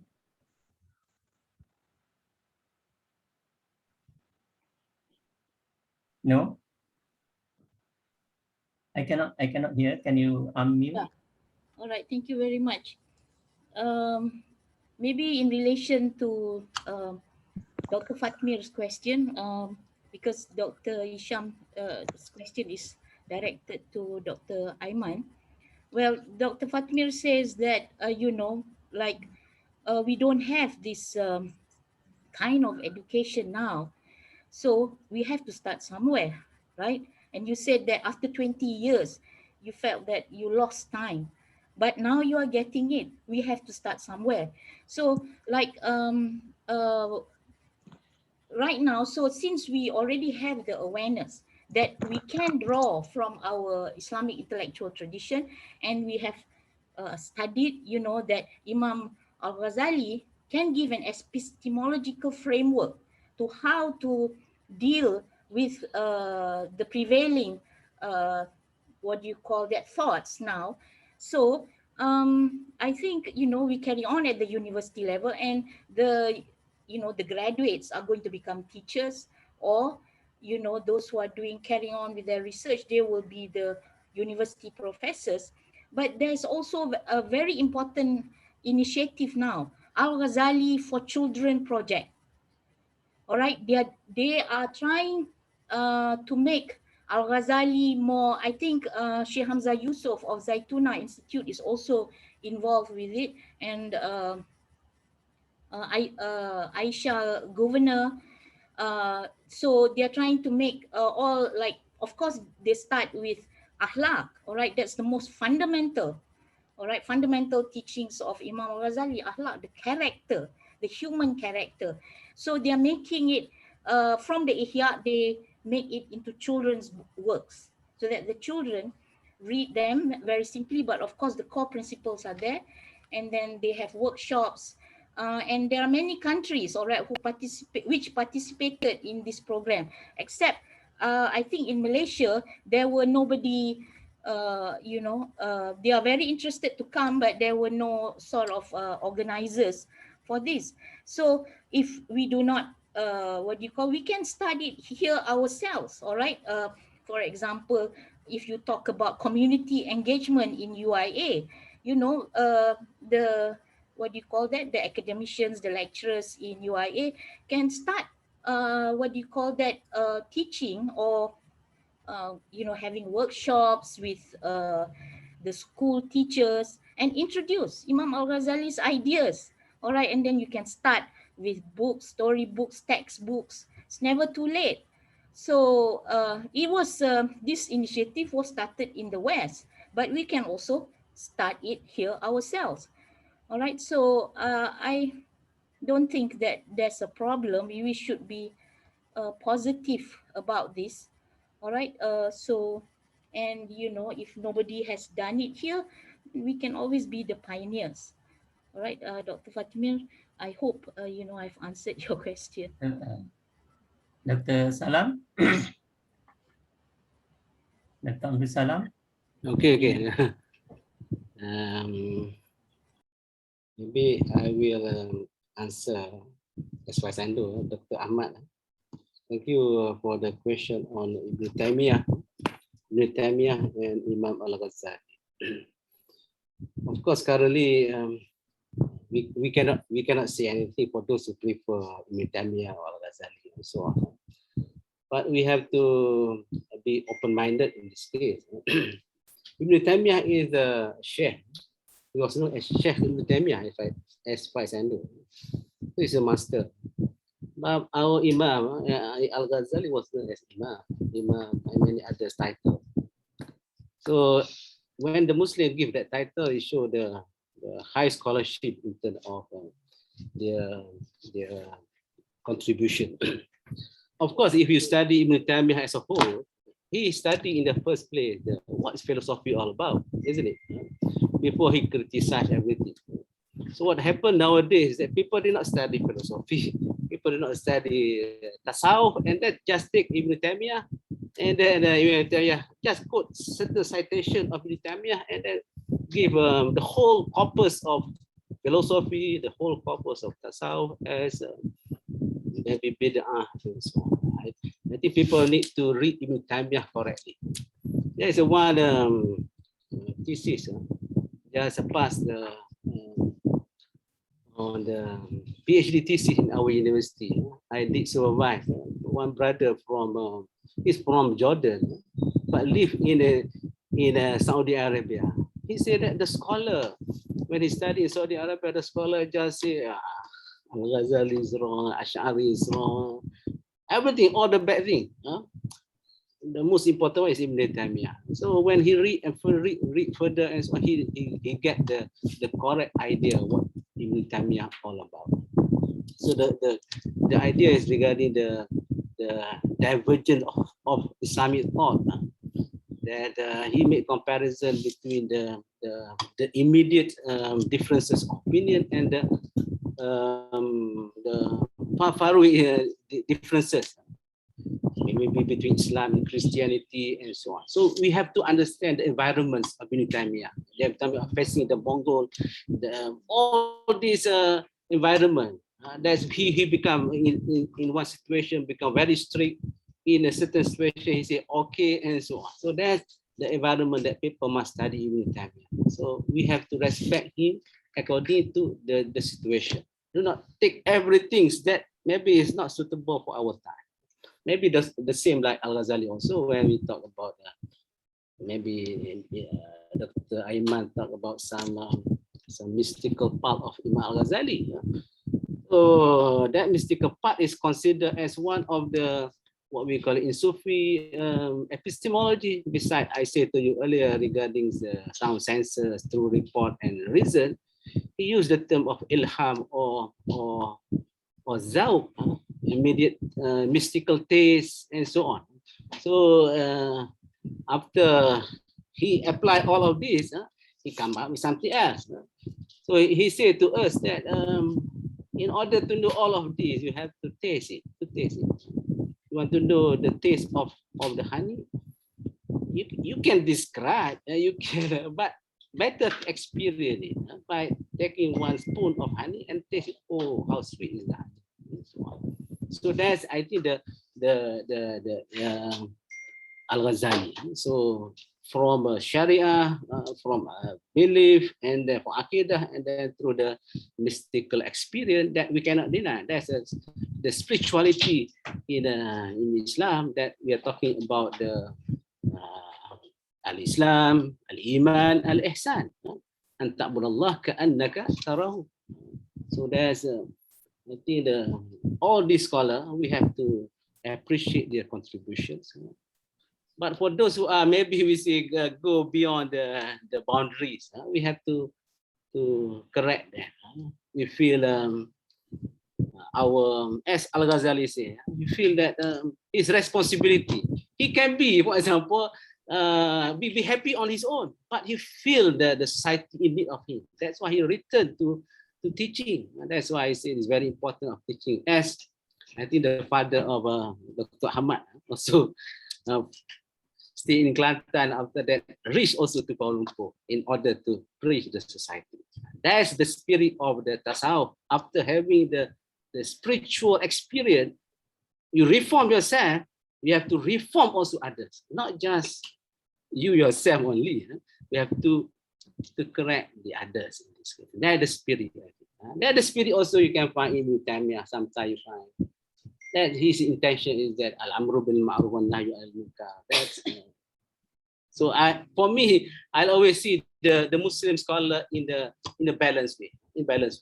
So that's my submission to Dr. Ahmad. Because Dr. Usman, I forget to mention Dr. Usman, Al-Atas, Usman Muhammadi, Prof. Kamal himself, and many others of mission scholars. Usman Bakar also talk about Imam Al-Ghazali. It's mentioned in my paper. So that's all, Dr. Ahmad. Hopefully that you can get what I say. Abdullah Taufiq. Iwan. Okay, Dr. Aiman. Okay, thank you, Prof. Up to 1 o'clock. I will make it short. Okay, first we have to know this is academic exercise, so we cannot say no, don't do the research on whether it is authentic or not. This is academic exercise. Even the Orientalists are studying it. This is our heritage, yet the Orientalist is doing it, and we just say, oh, I don't need to know, I don't need to learn, I don't need to do the research whether it is authentic or not. That is the first thing we have to know. So it's academic exercise. And second, the reason is why we need to know whether it is authentic or not, especially in Malaysia, when we quote Imam Al-Khazali, especially among the scholars, the muftis, the Jabatan muftis, we have what, 14, 15 muftis. If we quote Imam Al-Khazali, it is a name, a scholar where we will, this is Imam Al-Khazali, you have to accept, basically. Or even though we don't accept, at least we know it has a weight in the academic, opinion. So, for example, today we are dealing with Dr. Ahmad is here. We know that the takfir is the one who, giving blasphemy, accusing kafir sana, kafir sini, for example. Not even among not only among the Salafis, the Ibn Taymiyyah followers, but also among the Ash'ari today. In the Ash'ari school today, one of Prof. Mumtaz student maybe accused Ibn Taymiyyah as kafir. At that level, today we happen in Malaysia. And some of the Jabatan Mufti, the Muftis is being asking me, so what is the opinion among the Ahli Sunnah wal Jama'ah? I mean, the Ash'ari school. Do you believe that Ibn Taymiyyah kafir or not? So I have to use Imam Ghazali word where he quote, where he wrote in the Iqtisad al-I'tiqad that you don't accuse among Muslim, the Ahlul Qiblat, as kufur. So when I quote Imam Al-Ghazali, just by mentioning his name, that majority of the scholar in Malaysia agrees that we should not have this radical, extreme opinion where you make it easy to takfir among people, especially among the Ahli Sunnah, among the Ahlul Qiblat, among the Muslim. Whether you are Mu'tazili, whether you are Shi'i, whether you are, you are Salafis, but you don't make takfir. We agree to disagree. That's it. So this is why we discuss about Imam Ghazali. And not only that, among the scholars, so we want to know the ideas that has been brought by Imam Ghazali in Ma'arij al-Quds, for example, the concept of faculties, the faculties of a human, faculties of the prophets, how to explain where I want to believe that Prophet Muhammad SAW actually shakul qamar, to divide the moon become two. So how do you explain it? How the mu'jizat? So Imam Ghazali explained in Ma'arij al-Quds from the perspective of Neoplatonic views. So we can use some of the ideas to prove Islam. So this is what Dr. Mega already mentioned, and what I also mentioned, that sometimes when the truth comes from even the Neoplatonic or even from the non-Muslim, that if it is true, then we take it. But of course, when it is wrong, even though it comes from a Muslim, but it is wrong. For example, like the radicals, where they accuse of blasphemy and everything. So of course, we have to say no. So that is why P. Ramli said that, ambil buang yang keruh, ambil yang jernih. Khudh ma safa wa da'il qadara. And then Prophet Muhammad SAW said, Al-kalimatul hikmah dolatul mu'min. So this is why we do Imam Ghazali.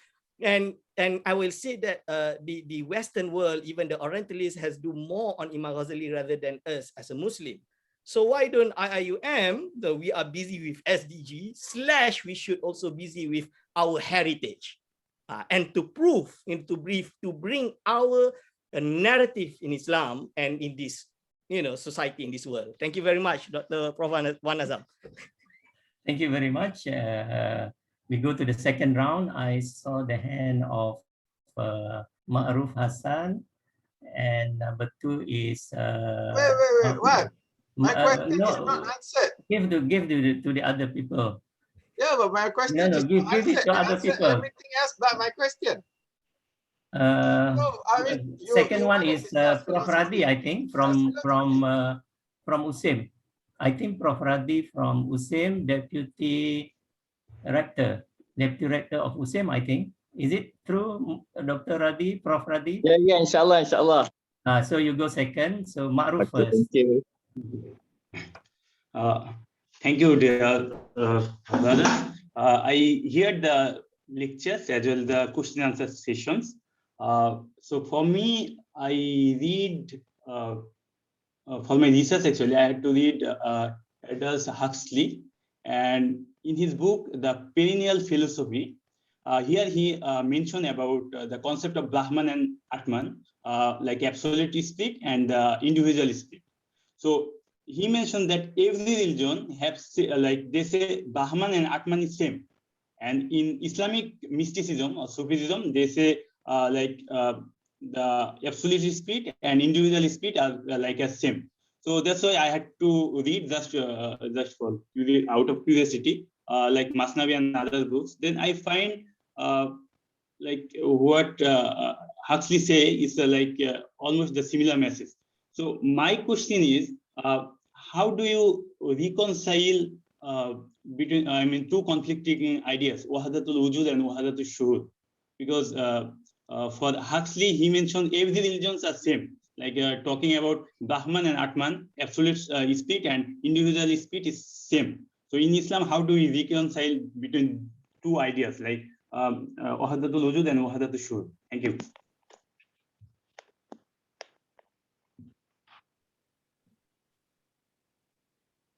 Okay, Assalamualaikum. It's my turn. Prof. Yeah, please. Okay. Prof. Radi is the Deputy Rector of USIM, yeah? Academy or what? Yeah, Academy International. Yeah, please, Prof. Okay, thank you very much, Prof, moderator, and all the panels. MashaAllah, very good, very interesting talk. MashaAllah. Dr. Aiman, first, yeah, it's quite some time before we met. several years ago in Morocco. Alhamdulillah. Now we met It's you, again. bro. That's very good. Yeah, mashallah. Mabruk. Okay. Yes, I have said maybe brief observation and also suggestion. Maybe a little bit of question.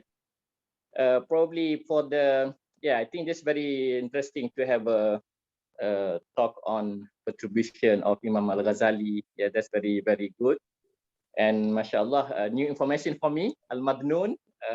Before we used to read the familiar books, isn't it? But now we have something like, more detailed discussion. So that's good. We learn a lot today, alhamdulillah. Okay, and mashallah, I think that's a very good effort from the scholars and yes, Dr. Afifi as well. Yes, in Oxford and everybody. I think that's very good. It is clear now. We have a clear maybe argument to say that Imam Al-Ghazali wrote those books and others. So I think that's good. Probably I would like to suggest, like Dr. Mega mentioned just now about the solution. Probably what we need to go the solution provided by those scholars. Maybe they live in different times, but we can find there are many relevant information from their books. For example, we could find out from Ihya, for example, about how to get khusyuk in salat. Very good information from Imam Al-Ghazali, for Adab al-Qulub and so on. So this type of things we need to take it out from the book and prepare it in a very suitable form for the people, for the public actually. Because if at our level now we're discussing it, the public is still missing actually. But where we can provide, we can take out the content of good solution from those books and yes, prepared for the public. That will be very, very wonderful, inshallah.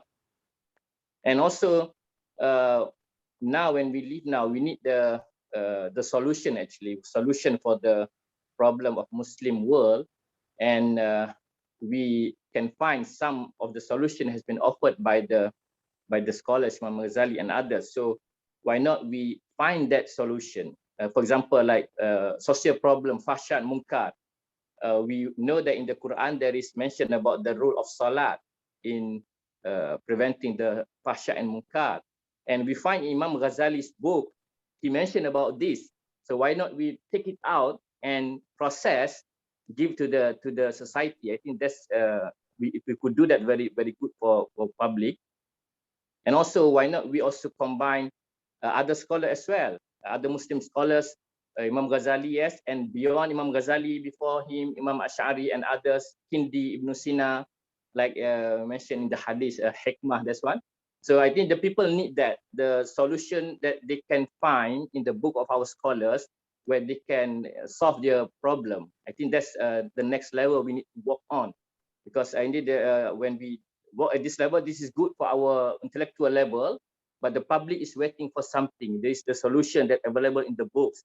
So if we can work on that to provide the practical solution for the society, that will be very wonderful. Only a bit point, last point, Dr. Aiman, you mentioned about the Maqasid al-Falasifah by Ibn Sina. It's quite interesting because we know that it is by Imam Ghazali. Is there any development, current development that find that there is another, another view on Maqasid al-Falasifah? Please. Okay, thank you. That's all from me. Thank you very much.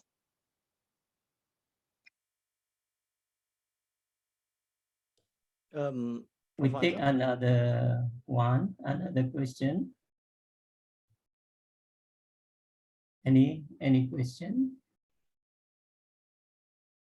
If not, then we go to the answer for the second round answer. Like before, we start with Mega, if you have any answer, and then Dr. Salam, and then Dr. Aiman. Please.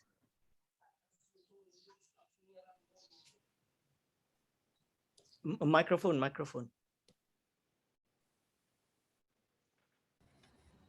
Thank you very much, Dr. Wan Azam. In relation to Ma'ruf's, I think, question, he was talking about Wahdatul Wujud and Wahdatul Shuhud. All right. basically from the little knowledge that I have, all right, in terms of basically there are two sides of the same coin. Wahdatul wujud is you're looking at wujud or existence of being in an objective manner. That means, you know, something which is outside of the knowing subject. Because you're talking about, because you are saying in terms of the relevance of knowledge. And that's why Al-Ghazali is so important, because he's talking about knowledge. It will never go out of date because we are knowing creatures or beings. And it's through knowledge that we ascend the ladder, all right, to through ma'rifah to Allah Ta'ala. So that's why it's not possible that we say that he will ever be irrelevant.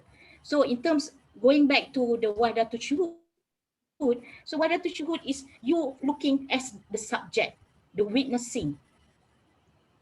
All right, but so it's the two, what are you wanting to know? Something which is objective, outside the object.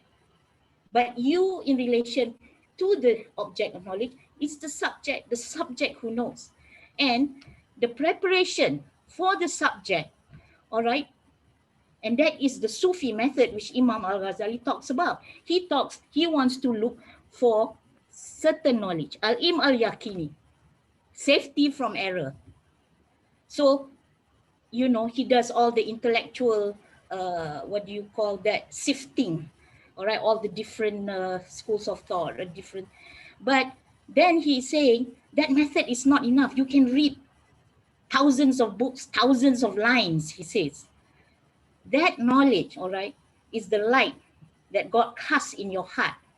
And he says that the method, of course, he's saying there is a method. And that method, he says, is the knowledge of the Sufis, which, you know, the Sufis give. And he is saying that purification of the soul, akal salim, a healthy heart or healthy intellect, the, what do you call, the fadail, the virtues, all right, or you can say the munjiat in his book, those which bring you to victory, not the muhlikat which bring you to destruction. All right, so that's why my personal opinion is that because there's a gap for us who have not experienced, when he talked about that dhauk, that gap, like Dr. Abdul Salam said, the ilmul yakin, ainul yakin, hakul yakin. So maybe that gap, we haven't reached that experience, all right, that hakul yakin, which Imam Al-Ghazali, but we are so fortunate. He is saying there is that kind of knowledge. Why? I have experienced it, he says. And you know, and he is saying that trust me, because I trusted the Sufi scholars before me, and then I put to a test. I read all their works, but I did not get that certainty, he says. Now I go through the experiment, 10 years, he says, and he says he arrived at that knowledge.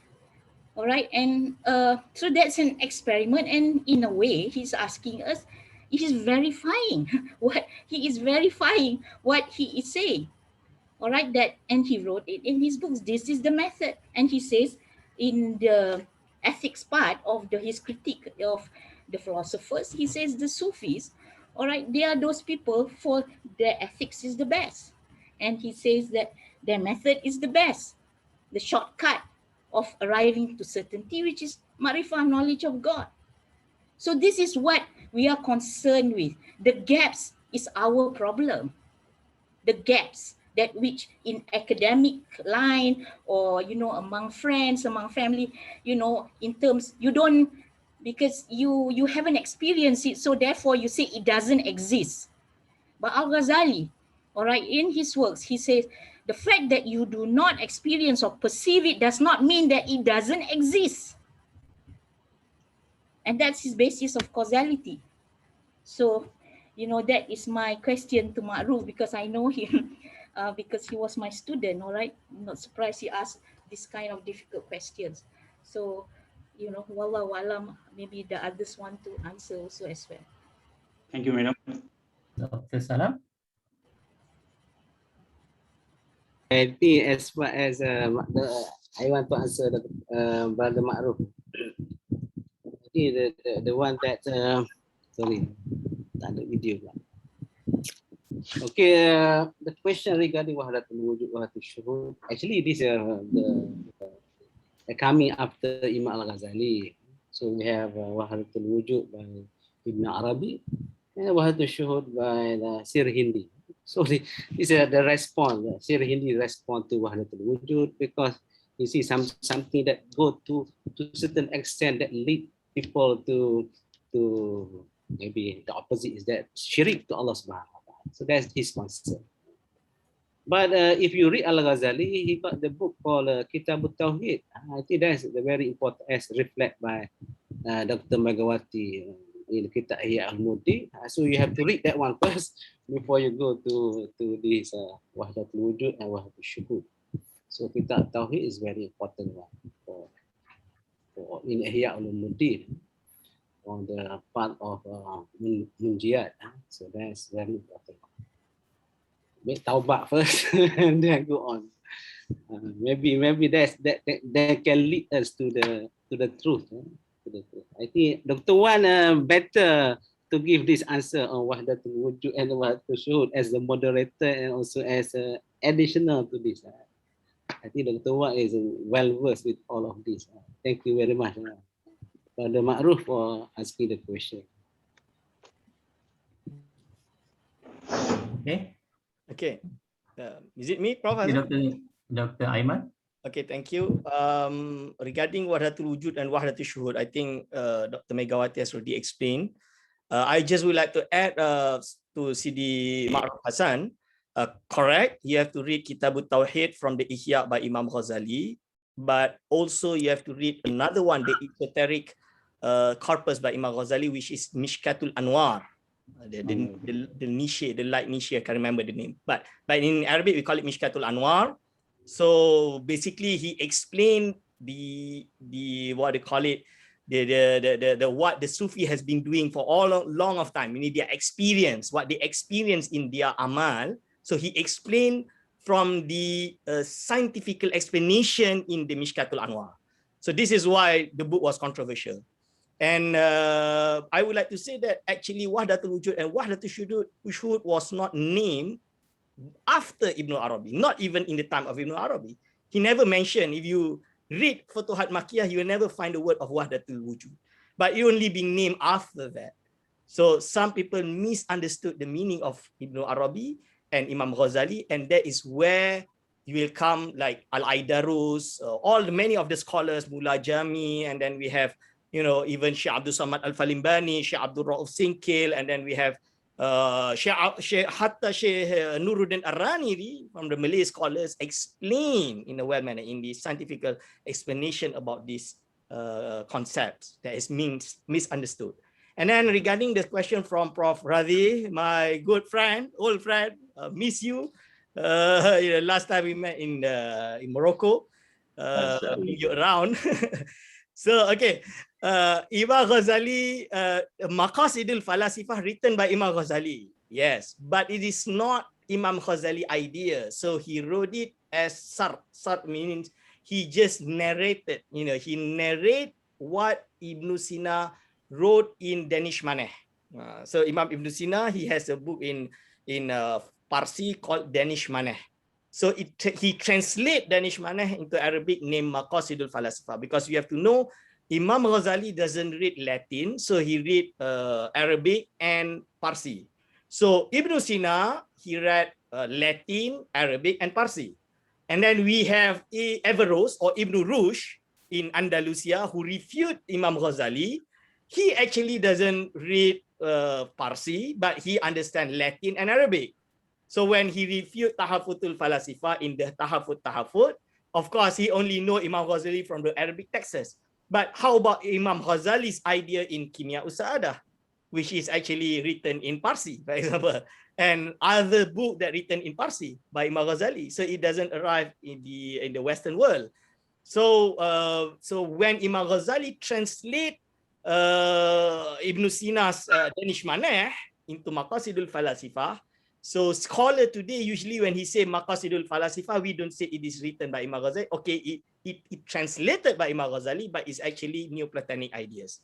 So that is where after Maqasidul Falasifah, he refute in the Tahafutul Falasifah, we call it the Tahafutul Falasifah.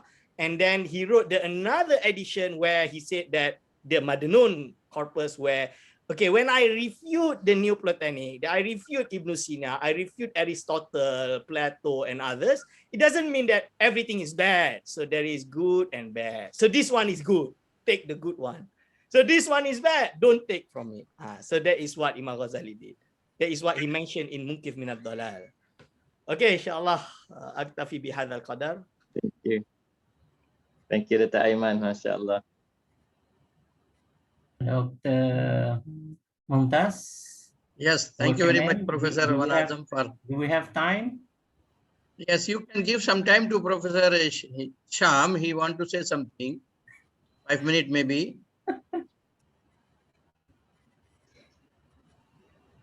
Sham. Okay. Let me just say, the discussion moved from the idea of authorship to something else. Now, this idea of experience. One, I don't see the concept in the Quran. Now, two, I have many experiences, but they all turn out to be very wrong. So how do I know there's a right experience or wrong experience? First, you come up with the idea of rationality. You are Ghazali's introduction of logic and Aristotelian syllogism, and even his theory of his Wasatiyah theory is basically Aristotelian with some modification, but then nonetheless. But all this talk about Laduni, where do you get it? What's the proof? And what my experience is different from your experience? What? So I can just say I'm right, you are wrong, because I know I dreamt it last night. I have a lot of dreams, you know.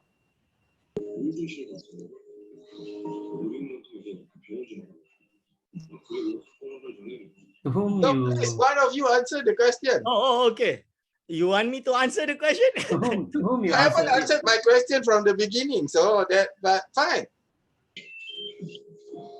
Okay, can I, Prof. Wanazam, I just answer? Okay, first I have to start that we have to agree to disagree. Okay, so please accept that So no matter how I say it, there must be a basis. Yeah. But, no, but that's the argument for a rational basis. Answer that I will my give. dream is the basis. Let Dr. Aiman answer, Dr. Isham. Okay. Dr. Prof. Isham, I respect you, but I just saying that we have to agree to disagree. Means any answer that I give, I know that you have the rights to accept or not. So I never said you have to accept it first. And second, the first question I've already answered why you are discussing the authenticity of Imam Ghazali. Whereas, if I think it's right, no matter from who. So I've already answered. Which is Imam Ghazali point is when it is truth, we have to accept. When it is wrong, no matter from who. How does he know it's true? No, we are saying about the idea, the big picture.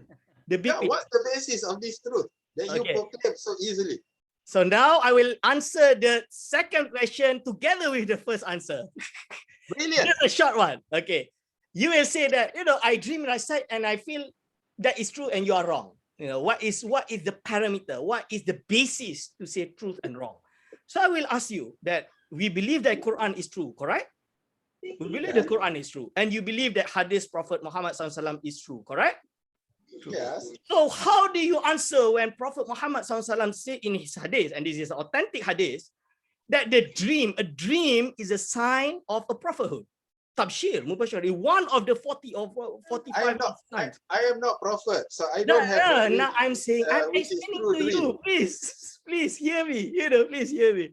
So Prophet Muhammad said that dream is one of signs of prophethood. So this is from Hadith. So can you say that dream could be correct? You must differentiate prophetic dream from your dream. I'm explaining. Let me explain. No. Yes. Okay, so when he said that, okay, correct. The proof is this is what has been explained by Aristotle. and then explained by Avicenna in the Risalah I've mentioned in my paper, you know, where he explained because why? Because a person when being given the power, where he's at the faculty, the quwwah of tahayyuliyah or khiyaliyah, he call it in Arabic, then he will come to look the truth. No, this is Imam Ibn Sina explained, where he get the truth, and then this is one of the properties of the prophets. So Imam Ghazali explained is his Ma'arish al-Kuz. Yes, correct. What Ibn Sina said is correct. He took it without mentioning his name.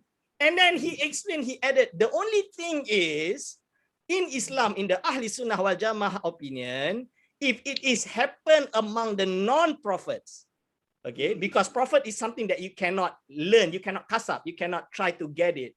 But is the experience, it is from God that given to that person. But when it happened for a non-prophet, for example, like a saint, it only happened first after his tazkiyah to nafs. He have already cleansed his heart. No, he said he has to cleanse his heart. He don't need anything that other than God. And then when he experiences it, you know, it's a gift from God to him. It is not, you are not obliged to follow his opinion. But, you know, if it happens to him, it's up to him when he wants to believe it. As long that he doesn't breach the law, means what is Sharia, what is already mentioned. He cannot say that I've dreamt from God that tomorrow I don't have to pray. Then it is wrong. So he mentioned it. This is what we call the Risalah Laduniyah in his book. Written, studied by Prof.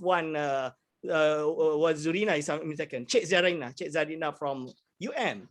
So if you don't want to agree, it's okay. Like he said that you might not agree from the Sufi perspective that this is what I've already experienced. No, as though that, for example, can you explain the ni'mah of, what they call it, jima, the ni'mah of jima, just because for someone who cannot feel the gist of jima, so you cannot. Because it's something that you feel, it's experience. So when it is experience, that's it. You leave it to that person. That is what Imam Al-Khazali want to say. So you don't say blasphemy, you don't accuse this person as kafir just because he is a Sufi. So that's what I want to explain. Sorry, Prof. Izam. Okay, we have already reached 1 o'clock. Dr. Wan, yeah? Can I just add a little bit to that? Yeah, please. Dr. Hisham's question. All right, he says, how do I know, all right, of the existence of this, which Imam Al-Ghazali calls this, ilmu dhawq or mushahada, or, in common terms, ilham or inspiration. Basically, that it is true. The fact that we dream, Imam Al-Ghazali says, the fact that all of us dream, that is an evidence, all right, that kind of knowledge exists, he says. Because like in dreaming, you are sure that you dream of that thing, but then when you wake up, all right, that thing is not there. So he's saying it's the same like, that when this world is a delusion, it's delusional, all right, delusory or illusory. But when the in the next world, all right, that is basically reality. So he's saying that God gives that evidence to you to show to you that the existence of that kind of knowledge, which Dr. Ayman was saying, that is 1/46 of Nubuwah, the true dream. So you are differentiating. The second thing is that you say that, okay, in relation to you, you say you are not sure. Was my dream true or not? Well, for sure you can verify it. For example, this kind of dreams where, you say that you're going to get a big car, and it happens, you do get a big car. That is already verification, because you got that knowledge in a dream, not through some other, not through reason. Let me give you the example. Right? This whole idea that you can get knowledge through dreams other than prophet is absurd. Now, I know that the idea of intellectual intuition and Sufi intuition is very, very different. Now we all talk about the rationality of Islam. Now you want to talk about dreams. I dream I won the gold medal at the Olympics yesterday. It didn't occur, right? So my dream is false. But what if I dream that, oh, this is the answer and it's a false and I can't prove it's a false or true answer? So what are you talking about? No, you can always Unless the prophet comes and tells me, okay, there you is cannot give me all this verification, Dr. Isham. You can, like Dr. Ayman say, you verify with Quran and Hadith. And what? If I can verify with Quran and Hadith, I don't need the dream, right? Why do I need the dream if I can get the knowledge from the Quran and the Sunnah? Well, not everybody. So what's the relevance of the dream? Everything I can get from the text. Dr. Isham, can we stop? I don't need it. Can we stop, Dr. Yeah, I think it's already 20 I minutes. better go to sleep and get a dream. 20 minutes Maybe I can get the answer. 20 minutes past 1. So I think this is a very enlightening and very good discussion on this topic. Yeah. So I will sum up, make a summary on this. The relevantization, we can see how relevant Al-Ghazali is. Yeah? He has the framework of relevantization and integration from the discussion in politics, in philosophy, in kalam, in what else? Philosophy, logics, kalam, Sufism, politics, real politics, hadith, and so on. Yeah, so we have touched on that. So the general theoretical framework to relevantize that what we took, what we deduced from Al-Ghazali's discussion. First one is Al-Ghazali identified the sources. If philosophy, then he read from the philosopher. In this case, is Ibn Sina. In hadith, if we see, he wrote Al-Arba'in fi Usuluddin, and then he made one special chapter on Ittiba'u Sunnah, yeah, how the importance of Ittiba'u Sunnah. So he identified all the problems, and then he purged, he discarded what is wrong to his mind, or he purged the problems, and then he create a new theoretical framework for that. Of course, the theoretical framework, his theoretical framework, sometimes people disagree and also agree, but he has his own theoretical framework. And then he, in many cases, he take the Quranic terminology, take the terminology of Quran, and use that. Say, for instance, like Dr. Ayman mentioned just now, in Ilmun Nafs, psycho-spiritual, he took from Aristotle, he took from Neoplatonic, but he made it in line with the Quran and Sunnah. So he in philosophy and also logic, he integrate the Quranic terminology in his logic, yeah, in his philosophy, and then he came up with Al-Qistas Al-Mustaqim for logic. In Arabic, normally they call it Al-Mantiq, but in his works, his theoretical framework, it is called Al-Qistas Al-Mustaqim. Maqasid Al-Falasifa, Tahafut Al-Falasifa is he understand and he purge what is wrong. He identify what is wrong, and then he come up with a new framework that is Al-Qistas Al-Mustaqim. And he used the word, some Quranic terms, some hadith terms like Al-Mutawatirat, Al-Mashhurat. He used these terminologies. And of course, Ibn Sina has already done the Al-Mutawatirat, Al-Mashhurat, and so on. Yeah. So he did not reject all.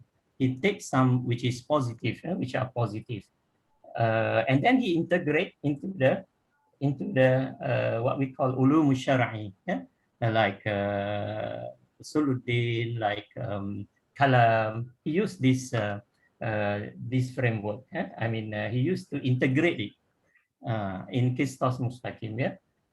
And then this is he used also another terminologies. He took from others like Zindiq, like what else? If you go to Al-Ghazali's work, there are many other terminologies, foreign terminologies that he needs. And then the outcome of this theoretical framework, now we have logic is a fardu kifayah in Usuluddin. Actually it comes from Aristotle and so on, and then he purged, and then he integrate into the Islamic studies, say for instance the Ilmul Kalam, and then Usul Fiqh Al-Mustasfa.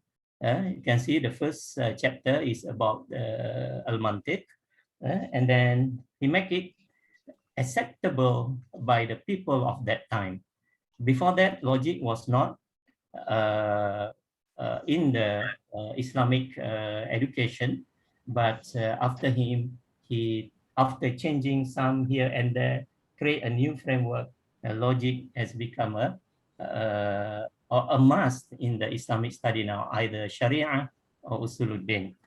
All right, so perhaps we may have another sessions or couple of sessions to discuss this. So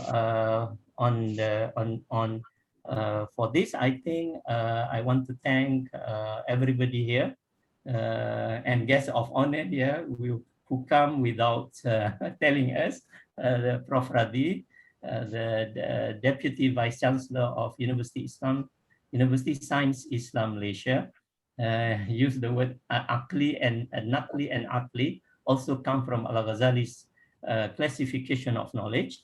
The Dean, who is the Dean? Prof. Shukran, and then our Deputy Deans, and I saw Prof. Dihana just now, and colleagues. Thank you very much. Assalamualaikum warahmatullah, and hand over to our chairman, Dr. Professor Mumtaz Ali. Thank you very much. Thank you very much, Professor Van Azam, for your moderation nicely, and you managed excellently, alhamdulillah. I am thankful to all the speakers and the participants and those who raised the questions. My special thanks goes to Brother Muhammad Asad, who is the research scholar in our Department of Usuluddin and Comparative Religion, who is continuously extending his help to me to organize this program. And I also thanks to Brother Fatmir and Ayman. This time they also helped me to create the link and organize this program. So let us pray to Allah subhanahu wa ta'ala and make dua that Allah subhanahu wa ta'ala shower his blessings in the form of more knowledge and wisdom upon all of us. Thank you very much, dear brothers and sisters. Walaikum salam wa rahmatullahi wa barakatuh. Wa alaikum assalam wa rahmatullahi wa barakatuh. There are more than 60 charts. How can we record them? How can we keep them? I record already. Is this okay? Thank you very much. No problem. Thank you very much. Thank you very much, Ayman. Thank you very much. Can Allah you bless. save the chat? Yes, there are some good the text. There are some text, good points. Maybe we can benefit later on. Ayman, Ayman, can you take our photo together? Oh yeah, photo. Can. Dr. Nur Surya, because our moderator offered thanks, so I didn't mention about you and others. It's Thank you very much. Okay, no problem.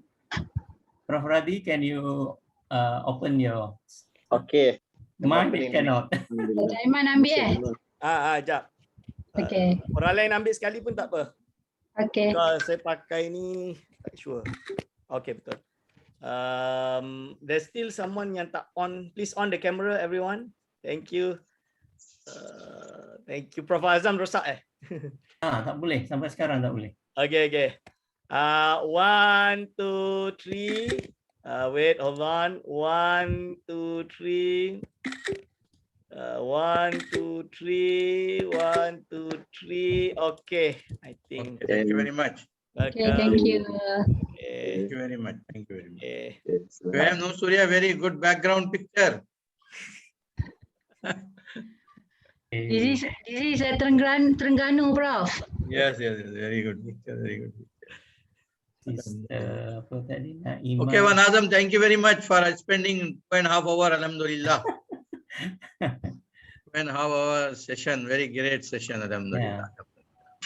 Brother Muhammad Radi, thank you very much for joining us. You're welcome, Prof. You're welcome. Inshallah, I will invite you as a speaker after some time. Inshallah. Yes, thank you very much, Prof. Radi. Yes, Thank you. Welcome to Mega. Very interesting discussion. Inshallah. Yeah, thank you very much. Okay. Assalamualaikum. Welcome. Salam. Assalamualaikum.